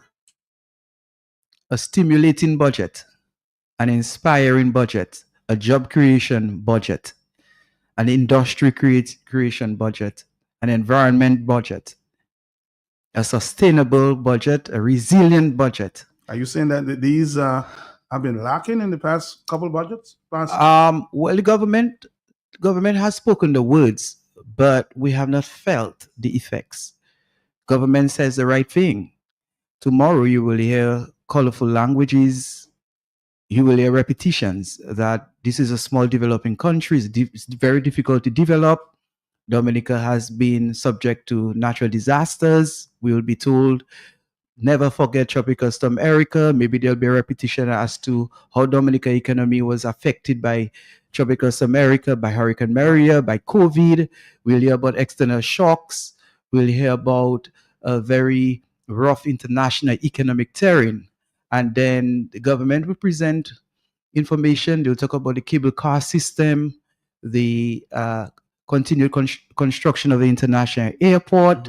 Of course, they will say that tourism figures has improved. They will try to give some hope. They will also provide some social protection programs. They really can't give much because right now things are very hard. So I'm just saying, based on the Labour Party budget, I know what to expect already because every year is almost the same. So Nothing you innovative. don't expect anything new? Well, there will be certain things that will be new, but they are not going to be shifters and transformative policies. This government has not presented any budget which has caused any significant shift in Dominica to bring betterment for the people of Dominica. As a matter of fact, earlier this week, I spoke to Financial, somebody who's a consultant, and he said some of the questions that we need to answer leading up to this budget discussion. What is the PSBR, meaning public sector borrowings requirement? What are these leaders? What are these lenders to this PSBR? Will it be concessionary lending or Chinese ownership lending? What is our current debt? What is the current debt to GDP ratio? When will we get a true accounting of the CBI funds, and how much will the CBI contribute to this budget? When will the details of the last census be revealed to the Dominican people? Can you speak to some of Yeah, those? well, those are very relevant. But Matt, again, my leadership style boils down to simplicity. Even before we get into these paper dynamics, and I call them paper dynamics because at the end of the day, the ordinary person care less about what is debt GDP ratio. People are looking for immediate gratification. Money is king. Money is power. People want to know that this government creates an environment where they can work and they can be remunerated properly. They want to know they have money in their pockets. That is how simple I keep it for Dominicans. This is what Dominicans are interested in. Is this country going to get to a point where ordinary people can have money in their pockets? They can repair their homes, they can take a trip, they can pay their mortgages as it were in the 80s. They can even build new houses without having to take a mortgage. They can buy new But cars. with the economy on the edge of a precipice, Joshua, do you think that's realistic? Well, the last time I came on your program, I concluded that the economy was on the edge of the precipice. I'm prepared to say that the economy has started going down the precipice. And I've heard certain economists saying that the economy is in a precipice. I won't go that far because we still have a lot of things to boast about in Dominica. I mean, generally, Dominicans are not homeless, they are not on the street, they have something to eat. So, in that regard, we can say we are not worse off. But I can tell you, malnutrition is not only when people bones are out, when people are eating in a manner where they do not get optimal nutrients. They eat a lot of starch. They don't get their vegetables. They don't get their minerals from other sources of food because they cannot afford. That is malnutrition. I think Dominica has a lot of that. Dominica's unemployment level continues to be high. Underemployment continues to be high. People are underpaid. People are struggling. They have very little cash in the bank. I mean, I know of some people who had monies, and over the past few years, they have had to deplete their savings. We still have a lot of working poor in Dominica, people moving from hands to mouth. Now, I'm just talking about people from an individual standpoint and from a collective standpoint, from a societal standpoint. Dominica's hospitals continue to suffer. The Chinese Friendship Dominica, or the Dominica China Friendship Hospital continues to lack basic things. We continue to lack specialist doctors. We continue to lack basic things at our police stations, at our schools, public schools. And of course, we heard Dr. Dale trying to help. Well, Matt, these are just parts of the problem because Dominica is plagued by significant leadership issues. And I'm just speaking generally, and I have not even spoken about the environmental situation in respect to garbage collection in Dominica. When you are in a country, especially a country that has attempted to boast itself as the nature island of the Caribbean, has mass garbage disposal issues, then it tells you everything about the leadership of the country. It's really inexcusable and shameful that we have garbage disposal problems in Dominica. Of course, that has serious ramifications. It leads to a multiplicity of problems, health issues, social issues, to name a few. But overall, Matt, Dominica's economy right now is limping, it is struggling. Dominica is saddled by significant economic holes, significant economic problems. Matt, small businesses are struggling. Entrepreneurs are struggling. Farmers are struggling. Public servants are struggling. The unemployed is struggling. And that is why we have had a high level of dependency on this government because so many people are in a very bad situation, a very bad financial situation, that they continue to have to seek resources and assistance from political leaders. So, Matt, tomorrow, as I said, I do not expect anything innovative that is going to stimulate Dominica's economy to bring sustainable economic development. If I were in a position, Matt, I would take risk. If I was the prime minister of Dominica right now, I would take certain risks to really help arrest the sliding economy. We need stimulants. So if it means that we have to cut government taxes, Matt, if it means that we have to cut taxes like import duties, particularly for producer goods, people involved in production, small businesses. If it means they have to cut down custom duties, provide more incentives, see if we can get some businesses from the international sphere. because this country is really lacking direct foreign investments. But the foreign investors not showing any interest, Joshua. But They're not coming in. They are not coming in because we understand why they're not coming in. Number one, Matt, the infrastructure in Dominica is still not the best. The physical infrastructure, of course, the international airport is under construction. All right. Our port, we have not modernized this port. It needs modernization. Then the cost of doing business in Dominica is still very high. If you're involved in a business that consumes electricity, you understand why you would not want to come to Dominica. The electricity bill in Dominica is still very high. We are still hoping that geothermal energy will salvage us, although some people have the view that is not necessarily going to happen.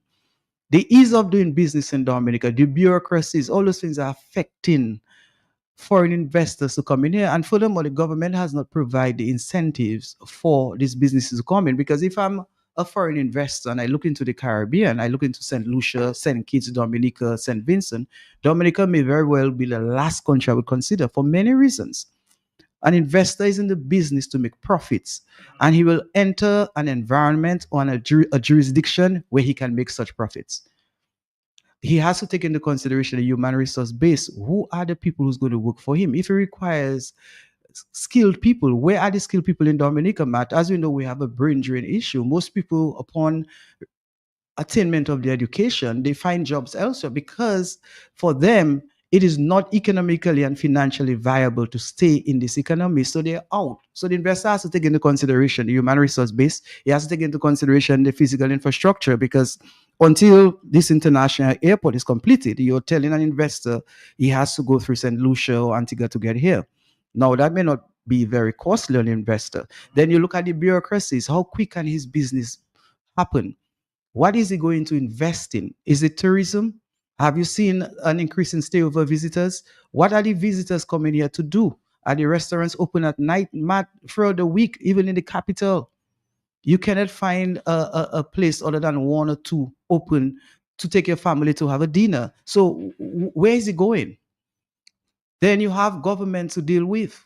It's alleged that a number of foreign investors who attempted to come to the country found roadblocks because not only of bureaucracies, but because of certain demands from government officials. So these are some of the things that we have to take into consideration. And as I said, one piece of the pie. Well, yes, Matt, and that itself is a major hindrance to development. But we need foreign investment in Dominica for it to go anywhere, because on our own, we will not go very far. So we have to create an environment to attract this foreign investment. And therefore, the government, if I were the prime minister, probably, provide some tax holiday for 2 years or 3 years. Hey, come to Dominica, you tax free for 2 years or 3 years. Now, currently, the government would not be getting taxes from a new company coming in if it has a tax-free policy. So, Matt, if you're not getting $1 from me, I'm in Antigua and I decide, if you allow me to come into Dominica to open my business for the first 2 years, have it tax-free. But thereafter, you're going to get something from me, and something is better than nothing. Would you agree? Of course I would. Of course I would, and would attract a lot of investors. So we need to do that. We need to review our custom duties. I heard Mr. Jolly was on your program some time ago. I didn't hear too much, but he spoke about the high custom duties. That is something we have to consider. Whether the custom duties that we have right now hampers growth and development of our businesses. Because as I said, at the end of the day, an entrepreneur is in business to make a profit. And if he cannot make a profit, or he's just breaking even, or even making a loss after a number of years, the natural result or outcome is for him to exit the market. On the telephone, are you there? Yes, Matt. I'm right here. Matt, you there?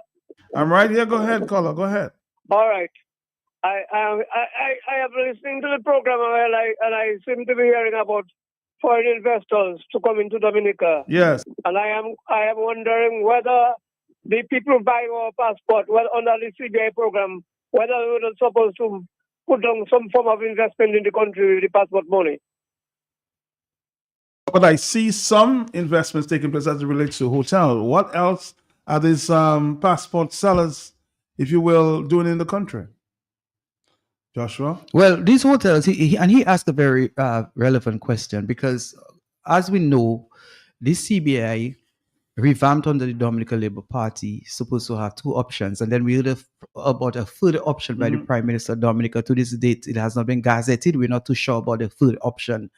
But these two options, the diversification fund, where people make a direct contribution to the government of Dominica, and in return, they get a passport, whether individually or for a family. And then you have the real estate option, where investors would invest in real estate, whether it's a hotel or whatever it is, and in return get the passport. Now, we have been kind of monotonous in this country in respect to our CBI, because the people who we attract under the real estate program, we take the money and we put it in a hotel. Now, these hotels, Matt, if you look at the number of hotels which have been constructed under the CBI program, most of them are locally owned. So I would not classify them as foreign direct investors or investments.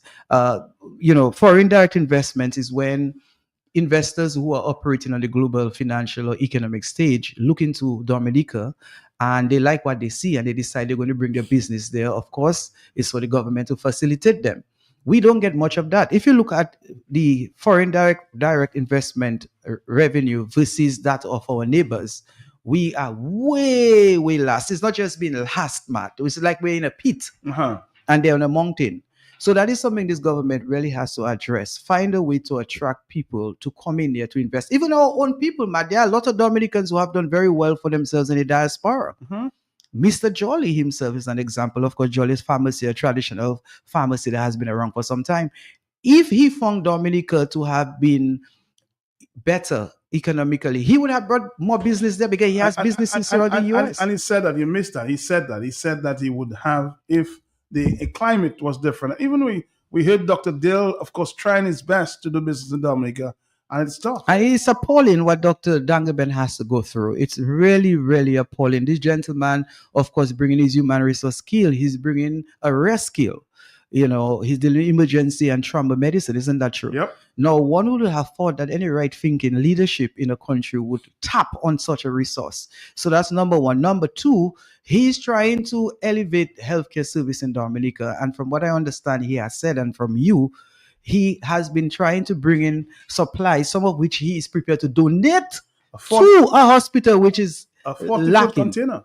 And yet denied concession. Now, Matt, I sent you a voice note which was not meant to be publicly aired, but you did that, and that's okay. I stand by my statement. It's a fact that we have a number of people driving vehicles around Dominica. They would have received farmers' concession. That's a fact, Matt, and they do not own a backyard garden. Now, this is what you refer to as foregone revenue. If this government is really cash-strapped and it really wants money, which it is, by the way, why would it allow certain individuals to get concessions to drive a car, in certain cases, luxury cars with an F on it, working against the interests of the nation and denying Dr. Dangleben, who is bringing a 40-foot container with medical supplies? You then have, you're left to wonder what's wrong with this government. The math is not mathing, Joshua. It is not adding up. And Matt, that is just one of many, many, many reasons why when Dominicans get the opportunity again to go to the polls, that this government needs to go and needs to go yesterday so that we can breathe in this country. Would you agree, Joshua, that a lot of expenditure, we have to cut a lot of the ministers of government, and the 22 ministers may have to go to maybe 9 or 10. This is just too big. Well, Matt, again, it's clear that the leadership of this country is interested in its people first. This is politics. The government has been taking care of its people at the expense of the nation. There is no reason, absolutely none, why Dominica should have such a huge cabinet. This is a small economy. It's the smallest in the Eastern Caribbean. It's the smallest in the Caribbean by far. We have a population maybe under 70,000 people, and yet we have so many ministers with portfolios. Some of them, they are not trained to understand your portfolio. So it's a lot of waste. So I do agree, we have to find a way to cut waste in government expenditure, and that has to be one of them. Cut down the size of cabinet. Again, if you're the prime minister, how many ministers would you have, Joshua? No more than 11. No more or than 12. Yeah, I see no reason why we should have more than 12 ministers of government. Take some of the ministries and put them in orders, and let's get going. On the telephone, let's take a few calls, because I know the telephones have been going there. Are you there, caller? Yes? Yes, Matt. Good afternoon. Good afternoon to you. And Honorable Joshua Francis, good afternoon. Hi, good afternoon, sir. Just I know Dominica is struggling, but deep down in your heart, do you really think Dominica should be in that position to be struggling? When you have over $12 billion cannot be accounted for? I mean, how on earth are people could allow their resources to be controlled by people they don't even know? When the resources of the country belong to the people, it's supposed to come to our treasury. I think Dominica should be making more a force to get that money, Josh. I heard a guy call Matt this morning and said about the house was on fire. And the fire truck, by the time it got there, all the water that was in the tank of the fire truck was empty because the tank was leaking. Policemen haven't got vehicle to do the job effectively. Nurses, public servants cannot get a raise in how many years? When these guys have billions of dollars of Dominica and they cannot tell Dominica what they do with that money. They say they're creating airport, they're building health centers, they're building schools. Does that money stay in Dominica? How many people in Dominica got jobs through those programs, through those projects? Dominica shouldn't be in that position. These guys have no respect for law and order, no respect for the Constitution, no respect for the citizens. The resources of the people, the resources of the country belong to the people. And when you ask questions, you are enemy of the state. I mean, where on earth are we? We shouldn't be in that position, Josh. You understand? And the little what they're doing, it's not enough. Once you cannot pick up your garbage, you cannot keep your lights on, you cannot keep water flowing. I mean, my brother, if I have a father, well, my father never checked me, but you have a family and you cannot keep your lights on so your children could study. You cannot pick up the garbage. What use people are for? You Roosevelt carried to your man walk out. And right now I'm calling for his arrest. If we could arrest such people for demonstrating for road to go and help themselves, they're not coming to beg you, and you take their sin them and dragging them before, and you have billions of dollars. You cannot account for your little salary. How come you have 2, 3, 4 million mansion? Where that money come from? Just have some serious problem in Dominica. And Dominica people, I don't know what happened to them, just. Anyone listening, thank you. All right, thank you. Somebody says, what kills me is the population size and the amount of CBI funds received. The country could have been doing very well with some good leadership. And you agree, Josh? I totally agree, Matt. And hopefully tomorrow, God's will, the government will attempt to correct some of these wrongs. Our resources have not been used wisely by this government. There has been waste, and the government has failed to put money into productive sectors. It has failed to grow the economy. It has failed to cause Dominicans to have more money in their pockets. It has failed to cause Dominicans to live a higher standard of living, whether from a public standpoint or from individual points of views. All right, take a few phone calls again. Are you there? Yes, I'm there. Yes. Matt and Josh, can you remember on budget days before? You would pass all in rows, so all the countries, everybody radio blasting one station, one thing they're listening to. Tomorrow, please God, pass and see if you hear nothing nowhere. But you know, whether they call election now or when, some of the greedy people are getting $3 will still vote them. It's stupid. They don't know what they are about. They don't know what it is. Some people don't know if Dominica going up, if it's going on this side. They will still vote them. They like it so. I tell them, carry it more like Jim Jones. Bring them some here like in Guyana and give them Kool-Aid to drink.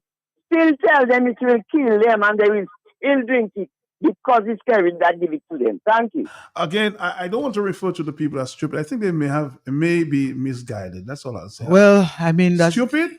a little strong. Yeah, well, maybe a lot of people are in a state of false consciousness for one reason or the other. It is alleged that some people may be in a trance, maybe in some spiritual trance. I don't know that for sure. What I know is that we cannot change the past. And moving forward, we have to summon every Dominican to come together to ensure that we remove this government in office. Let's take a voice note, yes? Matt, good afternoon. Good afternoon, Mr. Joshua Francis. Hi, good afternoon. So I'm listening, Matt, and I'm hearing Josh is saying like no nightlife during the week or on the weekends too in Dominica. And he's like, no restaurants are open in the nighttime. And Matt, I'm thinking, so what happened to date night? Where do people go for date night though? You know, Friday night is date night. Gardens. So where we going to dinner? Nowhere, we can't go anywhere to dinner for date night? Uh-oh. Uh-oh. This is just crazy. I mean, just those simple things. Yeah, simple things. You know, you're not able to do in Dominica in 2025. And yeah, investors are not coming because of all what Joshua Francis mentioned. And then you also have a corrupt government where everybody, an investor tries to come to do something and everybody wants something under the table for themselves. Everybody wants to fatten up their personal wallets. You know, they're not thinking of the country. You know, I know Mayor Bloomberg would love, he loved when filmmakers come to New York City to film, you know, and they're always filming in New York City. And he's happy when they come instead of going to Canada because he's like, the city is going to make some monies. This is not how our people think. The ministers you have, investors come in to invest in the country and to help other people and themselves. But ministers want stuff under the table for themselves. They think of themselves first before they think of the country. What a way to govern. What a way, what a way. Shameless. All right. I'm just saying that this afternoon. Good afternoon to you, good afternoon to you, good afternoon to you, yes. So Matt, in all honesty, do you think that the budget here, 2025 to 2026, is going to be any better than this year, 24 to 25? I don't think so. Do you see more jobs being created? No. An increase in salary? Should you say we're giving them the benefit of the doubt? You don't give No, them- I'm not giving them the benefit of the doubt because I do not expect those things. I would love those things to happen, Matt. I would love to see that Dominica gets to a point where every working Dominican can get more money at the end of the month. Somebody's saying here on Facebook, man, I hope the Prime Minister will be present tomorrow. Last year he was missing in action. So let's see if the Prime Minister will be there tomorrow because, of course, Mr. McIntyre is presented. Well, Matt, at this stage, I don't even think that Dominicans should make the Prime Minister an item. That Prime Minister should have been long gone already. You And really think so? I know so, Matt. And for too long, we have made him Is he the tired? issue. Is he tired? Well, of course, Matt. In any discipline in the world, after serving after a period of time, naturally you'll get tired. If you're a footballer, you retire at a certain age yeah. because your legs would have, miles on it. You get tired, your skills would have dropped, and you're gone. If you're a cricketer, same thing. If you're a boxer, same thing. If you're a tennis player, same thing. But there are some disciplines where people get intoxicated with power. Pastors, as in some cases, politicians. And you know what happens when you are in power for a very long time? We've seen it in Dominica. So the Prime Minister is fatigued, he's exhausted. And it's only fair enough that we get a new Prime Minister, not from the Dominican Labour Party, because the policies of the Dominican Labour Party have not brought betterment to Dominica in many areas. I mean, we have to give Jack his jacket where it is due. Over the past 25 years, we have seen improvements in certain areas in Dominica. We have seen improvements in certain roads. Now, these are basic. We have seen the construction of new schools, basic. And we hear all the time, Joshua, when that question is asked, if not scary, then what? How do you answer that question? Matt, there are many other people in Dominica who would have done a better job. and can do a much better job than what the Prime Minister has done. I mean, the Prime Minister sacrificed his youth to be the Prime Minister of Dominica. That you cannot take away from him. But he has also benefited from being the Prime Minister of Dominica. So it's not like he has been a true humble servant. The true humble servants are those who sacrifice themselves to the point where they would have suffered a loss in serving a people. I cannot say this the same for the Prime Minister You of think Dominica. you think he missed the opportunity to be one of the best prime ministers of the region? He missed a huge opportunity to be one of the better prime ministers in the region. His legacy will not be one of the best in the Caribbean. I can tell you that. He's filled with charisma. He's a people's person. If he walks in there right now, irrespective of what you would have said about him, he would greet you. And that you have to give him. A good politician, but not a great leader. You have to separate a politician from being a leader at a cabinet level or an executive level. So the prime minister has been one of the better politicians in the history of Dominica. That you cannot take away from a gentleman. He's charismatic. He's a people's person. He is reconciliatory. He has been able to keep his team together. But when it comes to vision, certainly he's not in the top leadership of the Caribbean. Prime Minister who is visionary is one who brings transformation to his people, where they enjoy a much higher standard of living before he got in. Now, we're not disputing the fact that the Prime Minister and his government will not challenged by natural disasters. It's factual. But as I've said before, even when we had natural disasters, opportunities presented themselves for Dominica to rebound even better than they were prior to the disasters, because we got a lot of assistance from the World Bank, from our own people in the diaspora. And the Citizenship by Investment program gave this government monies that is unprecedented. And this leader legacy will show that he wasted the CBI opportunity. Those monies were not expended in productive areas, in productive sectors to bring sustainable growth and development to Dominica. I mean, yeah, you built a few hotels, but for the hotels to bring betterment, people have to come in. Are we convinced that people will come into Dominica even upon the completion of the international airport? On a score, Joshua, from 1 to 10, what grade would you give, or what number would you place him? 10 being the highest number. 5. 5? Yeah, 5. 5? Yeah, I would give him a 5. I mean, he's an average leader. Okay. He's an average leader. I commend the Prime Minister for several things. Like he has been able to keep his cabinet together. I mean, a lot of people are asking, why is it this cabinet people not standing against the Prime Minister? We have heard of 1 or 2 cases where 1 or 2 ministers may have been rude, but that's about it. None of them had testicular fortitude to actually resign on a principle level. And the suspicion is that they would not do that because they may have been purchased. Because after all, if I'm a prime minister and I pay off your mortgage, or I pay your education loan, or I send your child to study, then obviously I will not have the moral. Yeah, you feel obligated. You don't have the moral authority to stand against your donor.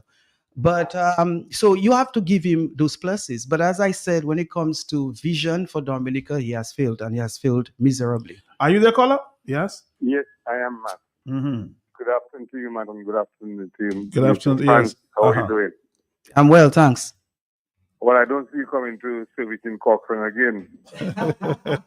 Well, maybe I'm not getting invitation to come to Cochrane again. Maybe the Cochrane people do not love Joshua Francis anymore. The Prime Minister who appears to be loved by all the people all the time. All right. Well, Matt, yes. I believe Mr. Francis has been very generous to give Roosevelt a 5 as a leader. I believe Roosevelt is somewhere about 8.5 down. Because, Matt, I did say 10 being the highest number. If you want, you can go down. Yes. Sorry, the highest. Well, sorry, I'm going to turn that around. Okay. About 3. About 3, okay. Matt, we could not have sold 50,000 passports, Matt. And for us to be in that predicament is rubbish. Trucks, Matt. Matt, I don't know if you look at your phone after we were talking about phone and the lady donated $1. I decided to check and I sent us a truck, thing of a rubbish truck. $20,000, Matt. If I had the money, I would buy one and send it to Dominica. Let me see if this administration would ask me to pay customs and everything to take it out. Matt, there is nothing Roosevelt can do in his figures higher than 3. You know, Matt, you cannot tell it. 50,000 passports and Roseau looking like that, man? No, that's impossible. Maybe 50 passports, man. 50,000 passports and we are still begging, taking loans at the bank, man? That's impossible, man. That's impossible. So, right, that is why I give Mr. Roosevelt free. I could come down to one, but I just been as generous as Mr. Francis was, for his charisma, and so I give him a free. Good afternoon. Good afternoon. We have just about 5 more minutes. Yes, Joshua? Okay, here, giving the Prime Minister only 3. Of course, that is subjective. Some people want to give him 10.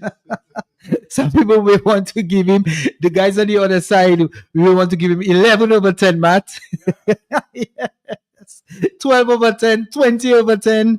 I mean, at the end of the day, the Prime Minister is human. He came in as a Prime Minister as a very young lad. At that age, he did not have the experience. Besides being a teacher and having authority over a classroom, he never ran a business. He never managed a business. He never managed a family. And I commended him then because as a young person to have kept it together to be a prime minister, you have to commend the gentleman. At 32, 33, most young people would be out there looking for their own, for their own and engage in their own pursuits. Because at that age, you're in your prime, you're looking for self-enrichment, you're looking, for self-gratification. He made the sacrifice and he's stuck around. So, you have to commend him for that. And being a politician in Dominica is not easy, Matt. It is not easy, I can tell you. It's tough. It is very hard, especially an opposition politician, because politics has become transactional, where people seem to spend less on issues, they spend less on integrity, and they spend more on what they can get. And this is unfortunate. And as an opposition politician, if you do not have the financial resource to assist, then that is a damper that can affect your viability and your chances of success at the polls. Somebody's saying, Joshua, that compliment you give Skerritt is going to be used on the platform, right? You give him a 5. Yeah. And that's okay. That's okay. You just want to be fair. Madam, I'm always fair. I'm always speaking my truth. My truth may not be another person's truth, but I speak from my heart. I don't play games with the people of Dominica. Life is too serious to be played as a game. People's tables are too serious for me to take it as a game. I'm not that kind of person. I never was and never will be. Matter of fact, as I get older, I become more meticulous in what I say to the public. I just want to champion truth and righteousness. And I will give the Prime Minister credits where it is due and give him his discredits where it is due. Of course, everybody who supports the Dominican Labour Party would want me to say only positive things about the Prime Minister. And those who do not support the Dominican Labour Party and the Roosevelt Skerritt would want me to say only negatives. But that is not me. I was never like that. I will never be like that. I'll be fair. Now, somebody may argue it's better to be silent than to give him credits. But again, even before I am a politician, I'm a child of God. And I give credits where they are due, Matt.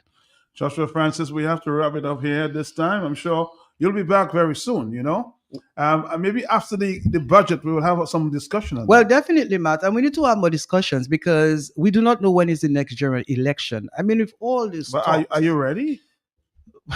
Matt, I have not decided whether I will be a candidate and what will be my role in the next general election. Mm-hmm. What I can say to the people of Dominica that I'm prepared, I'm ready, willing and able to contribute towards a movement to cause a change of government in Dominica. And I will say again, until and unless all who wants that change can come under one umbrella to work with consistency and coherence, we're not going to go anywhere. We have to come together. We have to be a team. We may have different philosophies, we may have different platforms, but we have a common purpose and a common goal, which is to cause a change of government in Dominica. It is plausible. We have to do the work. I'm happy to hear from the main guys in the opposition that work is happening. People have been spoken to be potential candidates at the next general election. Canvassing is taking place at a local level. We need to do that. We have to persuade more and more Dominicans why we need a change of government so that it will happen. It will be realized. If and when Joshua decides, have you decided, Joshua, if and when again, what constituents, somebody asked me the question this morning, what constituency you would prefer to run? Well, there are several constituencies I can run, Matt. Okay. And in contemplation, there are about 3 or 4 constituencies that I could give a shot. Of course, I cannot run 4 at the same time, but I'm just saying there are a pool of constituencies that I have considered. And you can do very well in this constituency. But any constituency I go, it's not I can do well, I will do well. I have not lost an election with clean hands. My loss in Roseau South in 2019 resulted from the works of dirty hands and unclean hearts. I can say that boldly. It was an exercise of trickery, deception, and political theft and irregularities that caused my defeat in Roseau South. That's a bold statement. It is a fact, Matt. I'm a people's person. The Dominicans know me right now. By now, I'm well defined, Matt. Dominicans have seen my scars. They have seen my wounds. I am maybe the most open politician in Dominica. Matt, you remember my private life was on the cross in Dominica.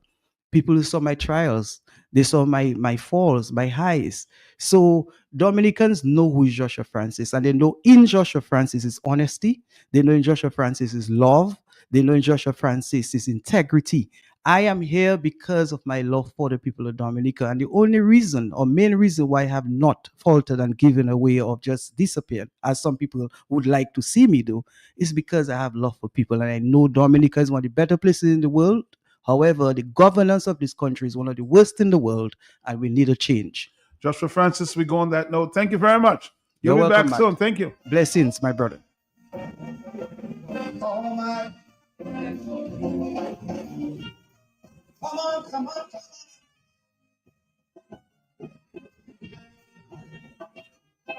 In 2019, Gypsy did this one when elephants fight. Why in the world do our people choose our government?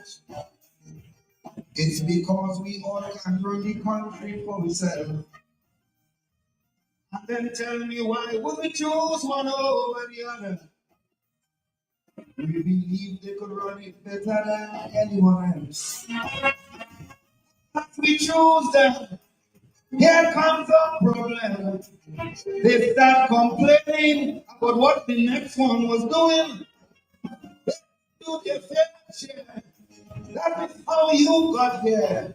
Not to complain about them, but to solve a problem. But instead, it's